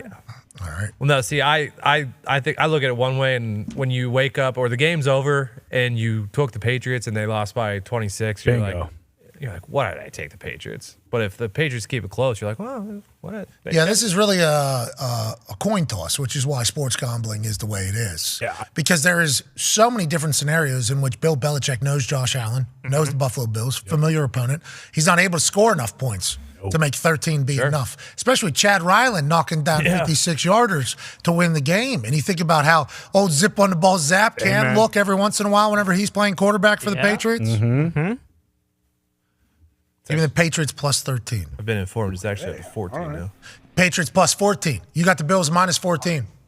I had them at minus 13, though, when I picked it. No, but it changed 10 minutes ago. Yeah, it changed.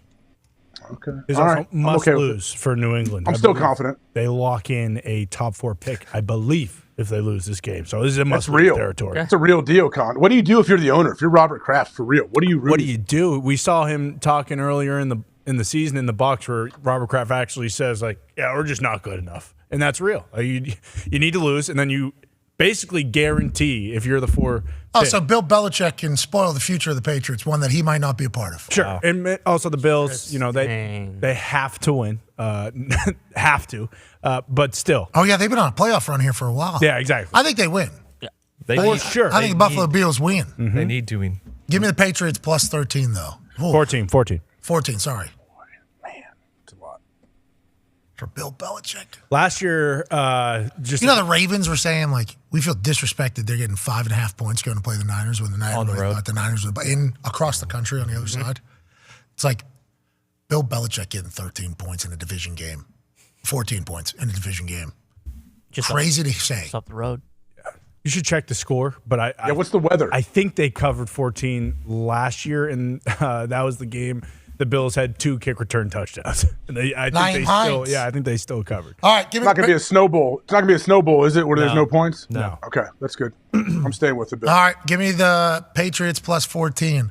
Los Angeles Rams, New York Giants, 5.5 point spread. The Giants are getting at home with Tyrod Taylor at quarterback after Tommy Cutledge was benched last week. Good run.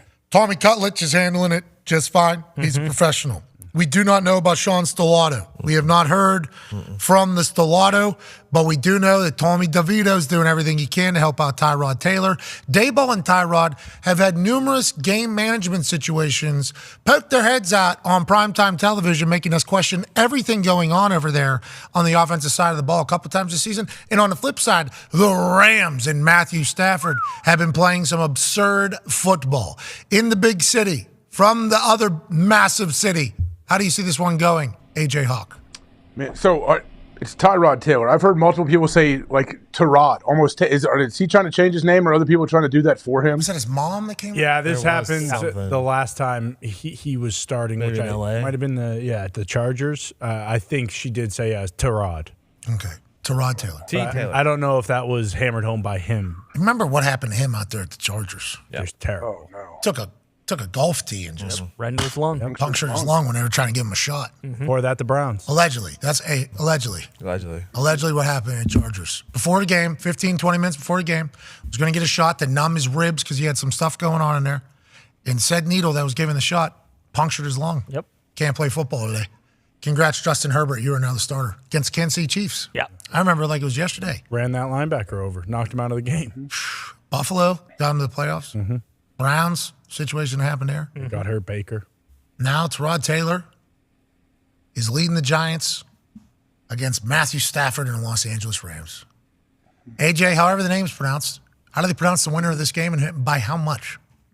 I will stick with the LA Rams here, minus 5.5. Yep, I think we're all on the same page. I'm assuming that's going to be a very public bet there. Oh, yeah. Yeah, even Giants. I thought about it, though. I thought about it because Tyrod Taylor can play, though, man. He really can. Oh, yeah. Tyrod can. He can play, can't he? Almost beat the Eagles. Yeah, covered last week. Yes, he's legit. Tyrod's been around a long time. Veteran in the game. Seasoned. Tennessee Titans, Houston Texans, massive AFC South implications on the line here. Houston Texans need to figure it out. You know, it's been a few weeks without C.J. Stroud. They need to figure it out. D'Amico Ryans up for NFL Coach of the Year. The culture, how is it? Andre Johnson says fantastic. J.J. Watt's still working out. Will he go back? Whoa. And then how about the video we saw of Vrabel? NFL Films released of him coaching up Traylon Burks and being the guy that, you know, hey, you make promise with me? Eye contact. Then he smoked 14 cigarettes. Yep. Drank 2 bottles of whiskey. Wide. Had 10 beers. Wide. Blew through 4 vapes. Wide. Had America's Best in his left cheek. Wide. Skull in the front right patch. Wide. Pouch. Keep that. Zin on the top shelf. Wide. And then was drinking coffee. Yep. That dump. And he said, promise me, next play. Big dumps. Big dumps. on the Ravens. Ohio dumps. Holy hell. Now, those massive dumps are why we see him as the favorite in a lot of these coaching fight scenarios that get pitched out there. Because what he has done to the inside of his body Boy, oh boy. has toughened up the outside of his body as well. Calloused. So not only physically can he do it, his internal and his mental been there, done, battle tested. Locked in. By himself and others. Will it be enough to lead them into Houston? That stadium that, you know. Yeah. You know? Oh, yeah. Crickets. I got a text from somebody who lives in Houston, lives in Indy, went back to Houston, it's their home, went to the Texans game. Yeah. Took a picture and said, hate that you guys are right about this. Oh, right. A lot of people dressed like seats. That guy Italian? A lot of people dressed. He is Italian. Vicino's pizza owner. Yeah, call me Vicino's restaurant. He called me a piece of shit. They have pizza. They have pizza too. Do they? Yep. Vicino pizza down there. And pasta. Yep. Salmon. And rigatone. And steaks, I assume. Chicken. Probably some good chicken there. Yeah. Oh, yeah. Some moose. He's big time Houston fan. Loves the Astros. Loves the Texans. Takes a picture of the stadium empty. Oh. Now the Titans tried to, take their Oilers jerseys against them a couple weeks ago. Mm-hmm. Well, that spurs some fans to show up. AJ, how do you see it going? With all that being said, I think C.J. Stroud is in the lineup, correct? He's playing? He was practicing. I don't. Him and Levis. I've not heard much. Yeah, Levis. Confirmation. He cleared, right? Yesterday, I think he cleared. Okay, so C.J. I Stroud. could be wrong, but C.J. Stroud. All right. It's going to get back on track game for the Houston Texans. Give me Texans -4.5. Yep, I think that's how C.J. Stroud is, even though Vrabel's going to be awesome. Let's go to Saints-Niners, 2.5-point spread. Saints-Bucks, 2.5-point spread at home. Baker Mayfield. I believe this is a game that they could potentially win the NFC South. Correct. Clincher. For both of them or for the Bucks? Just for the Bucks. Just for the Bucks. Baker Mayfield could lead the Bucks to an NFC South championship here this weekend against the rival New Orleans Saints. How do you think it goes, AJ Hawk? So the Bucks being 2.5-point favorites. I thought it's possible they could be 3.5, 4 points or something. I thought it could be a little bit more. So I like Baker Mayfield, Tampa Bay Bucks. Here we go, -2.5 at home to clinch. So this, if they win, do they clinch? They don't need any help. Yeah, that's it. Win and they clinch. Here we go, Bucks for me. Yeah, here we go, Bucks. Remember, they're talking like, hey, Tom Brady, this is, a lot of the numbers that Baker's putting up, and it was an incredible run at the beginning, and then it kind of lost its way for a little bit. They're all the way back. Mike Evans is doing what Mike Evans has always done, and the linebackers, too, are playing like how they used to play, as opposed to what they were playing like earlier. That interception by White, where he flips his hips, run, dive, the whole thing, it's like, yeah, I like the Bucks as a football team as a whole, not just in this game. Let's go Cardinals, Eagles. Eagles favored by 12 at home. Do you think Kyler and the boys travel and keep this thing close? Man, what a weird. What Eagles team will we see? Dahn, I'm going off. Big Dom not on the sideline. Nope, still Correct. But in the locker room though, most likely, right? Yeah, but he has been there. Revenge game for Gannon potentially. Oh, you're right. Okay, you know what? I like Kyler and the boys to go on the road and keep it close enough, keep it within 12. So give me the Cardinals. Yeah, well, explosives. This is a tough line, bro. Yep. Cardinals just lost to Chicago by like 14 points. Yeah, I know, but like the Cardinals good squad right the NFL's so stupid. Because like I saw Jason Kelsey and his wife on New Heights podcast. Yep. And it seemed like, Jason Kelsey has kept it very real on there about the state of the team. They were having a holly jolly time. They were having a holly You know what I mean? They were having a holly jolly time. He's committed to the game. He knows the team. He's got the pulse of the locker room. They were telling a story about him leaving his wife Kylie out in the middle of the ocean with a shark while he headed back to the land. Yep. He said she was far from the shark, didn't want to ruin her day. There was certainly a good couple conversation there. And I assume that has happened around a couple meals, other friends. They're a great couple. Great. Does this set up for Travis and Taylor to be Potentially. on New Heights? That would be the biggest podcast in the history of podcasts. Ever. Could you fathom that?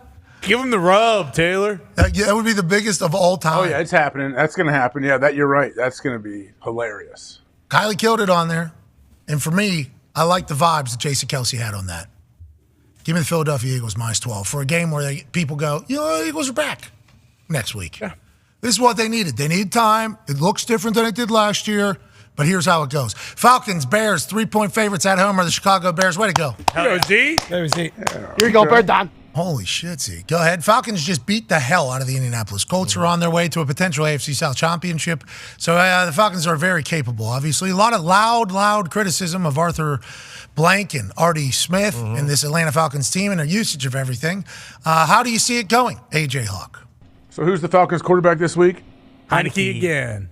Yep, Heineke. As long as Heineke is in the lineup, I'm going to take Atlanta right now, and it has nothing to do against Ritter. I just love Heineke that much. I know the Bears are playing well. Justin Fields playing well. Give me the Falcons. Well, all Heineke does is zen, no matter what. He's a leader. Yep. Man. Not sure. I was on the Bears heavy. Yeah. And then I heard Taylor Heineke's name, and I just thought about what happens when Heineke's playing quarterback for teams for whatever reason, and the Falcons are like the perfect Heineke team. Yeah. You know what I mean? Oh, yeah. I will add this. Half of Chicago thinks this is Justin Fields' last home game in Chicago, and they all say that he's going to be a Falcon next year. All right. Heineke plays really well against the Colts. 2 years in a row, He did it to Ellinger last year. Yeah, big comeback. Beat the fuck out of the Colts. Too much. Just a little. You know what I mean? Just a little. Too much pizzazz on that. Yeah, it was a Terry McLaurin, homecoming touchdown to win the game. Remember? Yeah, it was right in front of our face. It was sick. Just mopped him. Did that dude come over and eat Foxy again? Cream pie? Always does. No, they're friends now. Yeah, we're good. Oh, that's nice. There's no cream pie either. Thank you, It was Connor. whipped cream. No, Blue cream pies people. Remember, that's his thing. Yes. Yeah. Blue, the mascot for the Indianapolis Colts. Top of the line mascot. Good mascot. Good mascot. Great mascot. He cream pies everybody. Yeah, he loves it. He just goes around cream pie. thing. It's his #1 internet search. Yep. Oh boy. Yeah, don't search that on the internet. He cream pies the shit out of Everybody. They never know it's coming either because the way he does it and sets it up, it's like surprise cream pies. Exactly. Oh, Yep. it's in my face. Yeah. Bam. Over and over. Somebody would just be sitting there and all of a sudden mind their business and boom, cream pie. Cream pie. Boom. Happened to Fox. Happened to Fox. No, not me. Not me. Yeah, Foxy. Foxy got the plastic. Yeah, a lot of other people. Not You're me. like, that was weird. It was salty.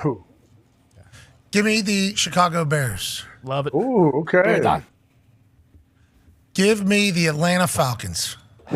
Oh. Why? They just beat the Colts, so I need them to continue to be a good team. You know what I mean? Just for the sake of my sanity. Let's go. Dolphins, Ravens, big one. Wow. Hey, this is a big one. What time is that game? 1 o'clock. Come on.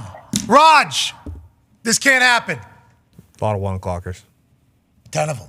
It's ridiculous. Dolphins, Ravens, going to be tough to find wherever the fuck you live, but let's watch it, okay, if we can, because this is a good one. AJ, who do you like? Man, after seeing that Vic Fangio clip talking about Baltimore, I feel even better about this pick. But give me the Dolphins as the road dogs here, plus 3.5. I watched Hard Knocks this week. We all did. That is a little bit of a swear. Yeah. That hook, too. Ravens can still win. Justin Tucker can still come out, do his thing. Yeah. Winner. Win by 1, win by 2, win by 3. Boom. Nah. What? Strictly gambling. Finns are getting this one. Well, that's what I'm talking about. I'm talking about it's. I feel like it's the right play. You know, 1 o'clock game, they're both going to have to. Yeah, right. You know what I mean? I mean, the Ravens just beat the team that everyone thought was unbeatable. Are you trying to talk me out of my Dolphins pick? You picked the Dolphins. I mean, is Mike Flores going to motivate the Ravens again here? Potentially. Jalen Waddle's not in. Well, you already picked the Dolphins. That's all the motivation they need. All right, give me the Ravens. There we go. They know. They say, AJ. Keith Van Noy is going to go. Yeah, and you saw what he said. Yes. What do you say? What do you say? Oh, Hey, yeah. guess what? NFL gave you the blueprint to beat the Niners. Go ahead, take it. We don't care. We'll do it again. Oh, okay. Was that in response to what Bosa said about the blueprint for the Eagles? I think so, but he didn't really reference Hard that. to tell. He's a funny guy. Yeah, I think there's a new episode, right, coming up? Yeah, 2 shot. Let's go, KVN. Maybe Keith. That boy Kyle, Keith, Van. Noy. Give me the Ravens. Niners, Commanders. Another 1 o'clock. No, it's 4 o'clock. Is that 4? I think that is another 1 o'clock. Yeah, Oh, my in God. Washington, yeah. Yeah, of course. 12 and a half, AJ. Who do you like? Give me the San Francisco 49ers. Me as well. Raiders, Colts, 3.5. Colts are favored at home. Give me Raiders. Here we go, Raiders. I thought we were doing it quick. I'm sorry. Did that seem like that was like, was that harsh? Too It's the much. first time you've done that, I think, all year. Too Ever, much. Too yeah. much. I'm just thinking. years. Max Crosby, Too much the business. defense, the offense, everybody. We can Spillane. throw for 60 yards and win by 30 points. That's what they do. Our teams have been the Colts this season have not done well whenever somebody's just getting to the quarterback. Cardiac Colts. You know? Gardner never loses back-to-back, though. I agree. That is who he Always is. answers. Max Crosby's going to be an issue. Uh-huh. Pretty pissed off, not going to be there.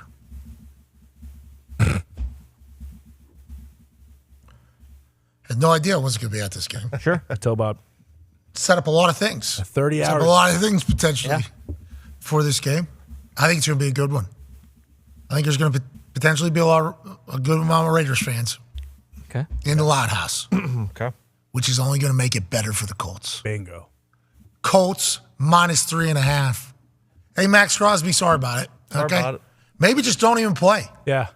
Hey, Max Crosby, don't play. Stick to your pod. Yeah. How about that? That sounds like something he would do. Well, that's the thing. Like just so you can continue to play the way you play, which is every single down as hard as you possibly can, making the tackle's life miserable, which we have proven in the past that our tackle can become a turnstile. Now, that was with Myles Garrett. Max Crosby, similar Yeah. with a motor Right. Yeah. that is never stops. Cooler nickname. So it's like the Condor. So like he needs to save energy for the last week of the season. You're right. That's true. Max, take the game off. You've earned it, pal. Good Way work, to go, Max. Max. Proud of you, Max. Nobody does that. Nobody gets to earn the opportunity just to sit No. Very a cool. game. They'll even give him a sack on the stats. Just give him one. Maybe That's- 2. Yeah, because he earned it. Congratulations. Give me the Colts minus 3.5. Do you feel like Max could really fuck up this whole game, though? Oh, yeah, he's going to. Yeah. Only player to play this year who was ruled doubtful. That has continued on. He is the only one. So he will play. Doubtful. Yeah, people were saying I wasn't going to play. I don't even know how that even crosses your mind. And then the offseason when he's actually fist fighting Sean Strickland. Yeah. Man, and he just had a great night, too. Who's that? Sean Strickland. He's champion, right? Oh, yeah. A couple, I think it was either last week or 2 weeks ago, someone was talking shit behind him, and he, heard him, obviously. And he, the guy's going to fight. Yeah. Oh, okay, Yeah. sweet. Yeah. And he, politely asked someone to move and then jumped over the chair. and got in beat the a hell big out of him. melee. Oh, I saw the video. Yeah. He asked the family and the kid. The other fighter was sitting directly behind me. He asked the kid and the wife to move, I guess. Okay, hold on. I'm about to fight this guy. I'm about to fight later. Hey, just real quick, can you slide out of kind of gave away his game plan, but at least it's a good way to hype a fight. Yeah, didn't matter. Who won? He won. Yeah? Yeah. You think you got a good feel of him, too? Because you know how some guys during a stare down, they'll, push him, and it's actual feel. Check the let me see if I can move a little bit more. You think that was an information gathering scuffle there on the side for Sean Strickland? Yeah, he's a very Yeah, Dricus Duplessis. That's a name? Yeah. Yes, that is who he's fighting. He's related to Morgan. Great name. I believe he's a South African. Double D. Well, good luck to all of them out there. Crosby, take the day off.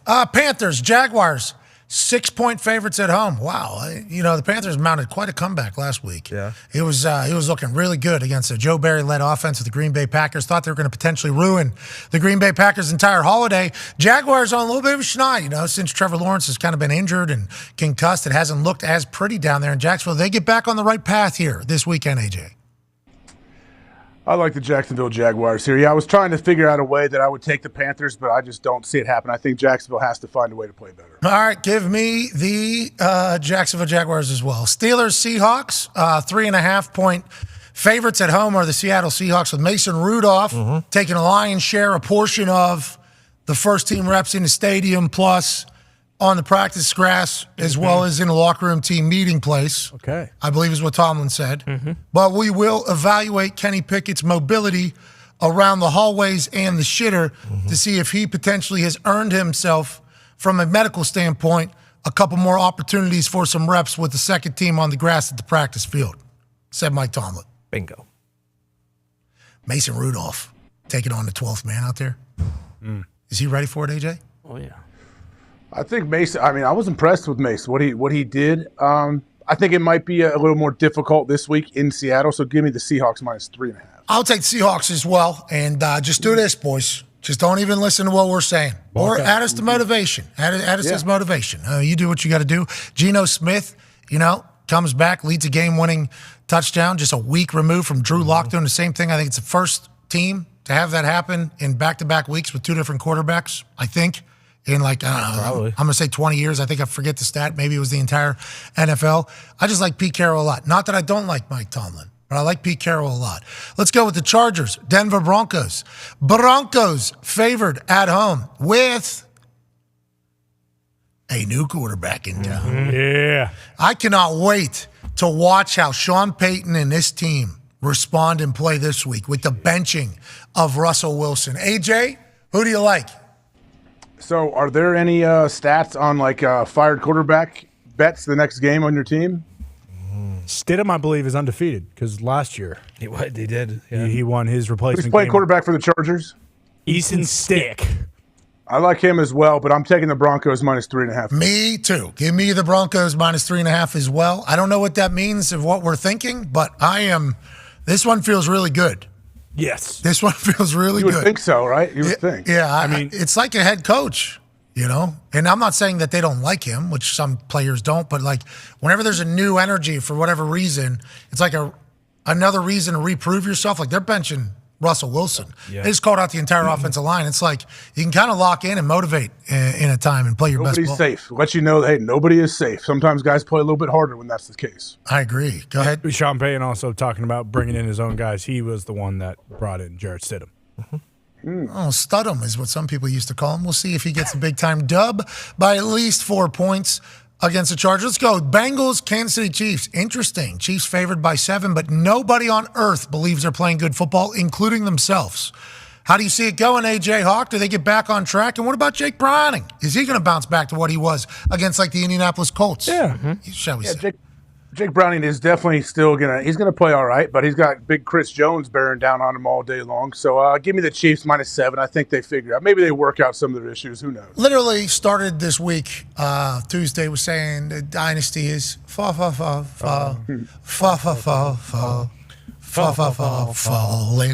for the Chiefs.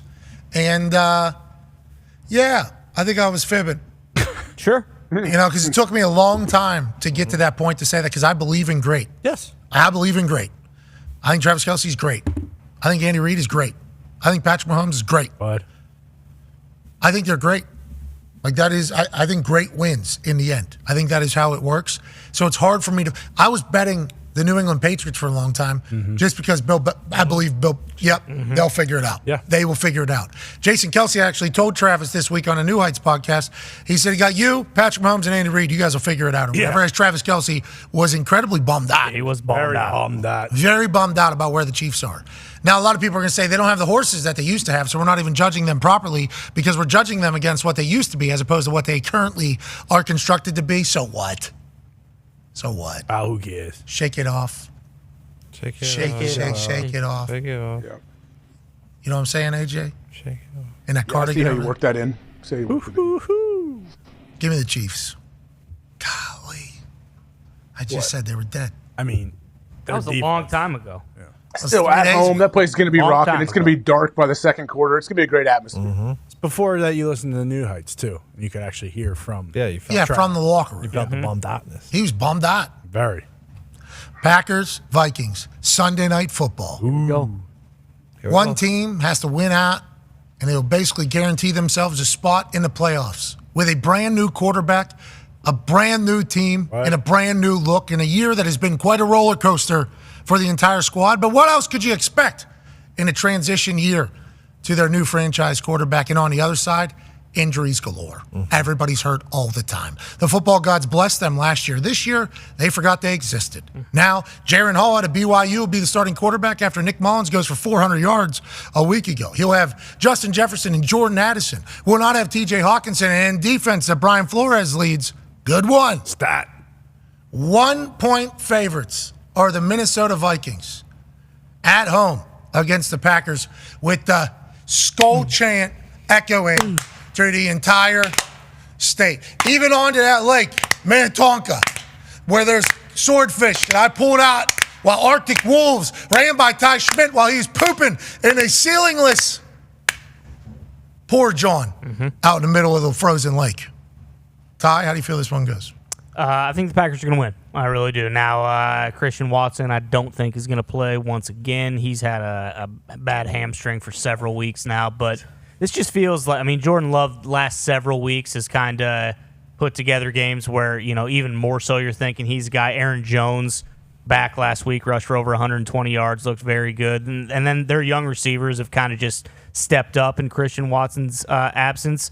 And then hopefully the defense can keep Jaron Hall just in check, just a tiny bit. Maybe get like one stop when they need to in the fourth quarter or at some point. Maybe get a few sacks or maybe turn him over once or twice. Like, that would be incredible. But Packers need to win these last two. Just absolutely have to, and I think they will win on Sunday night. That's what it's all about, AJ, in Ty Schmidt's eyes. Do you see it happening, and how do you see it going? Yeah, I mean, I think this defense is going to rally. They're going to probably be wearing headbands that say Jair on it because of he's being suspended. Oh, yeah, hold up his jersey. That'd be sweet. Walk Is out he going with to it. be there? Out, yeah. You think, will he be at the game? Yeah, maybe they'll walk out with his Walk jersey. out with his jersey to the captains. Yeah. One captain, please do. captain, I would piss jersey, myself. another captain, and just walk out with him. Because he said the guys have my back. Yeah, They're going to have to hide it, though. They have to tuck it in their pants or something and then pull it out right as they're walking so the coaches don't snatch it. Well, the floor doesn't see shit, apparently. A guy just walked out and became the, you know what I mean, last week. True. You know, I don't. Seems like there's a lot going on. Maybe pregame dab routine with a bunch of people who don't even see. Yeah, and if we are going to do that, have like not one of the starters who could potentially get suspended for next week, and then also a must-win situation. Yeah, maybe one of your best players. Yeah. Good point. Who do you like, AJ? Give me the Packers. Packers, here we go, +1. All right, I'll take the Packers as well. Hell yeah. Oh, Let's go. All right, should be a fun weekend.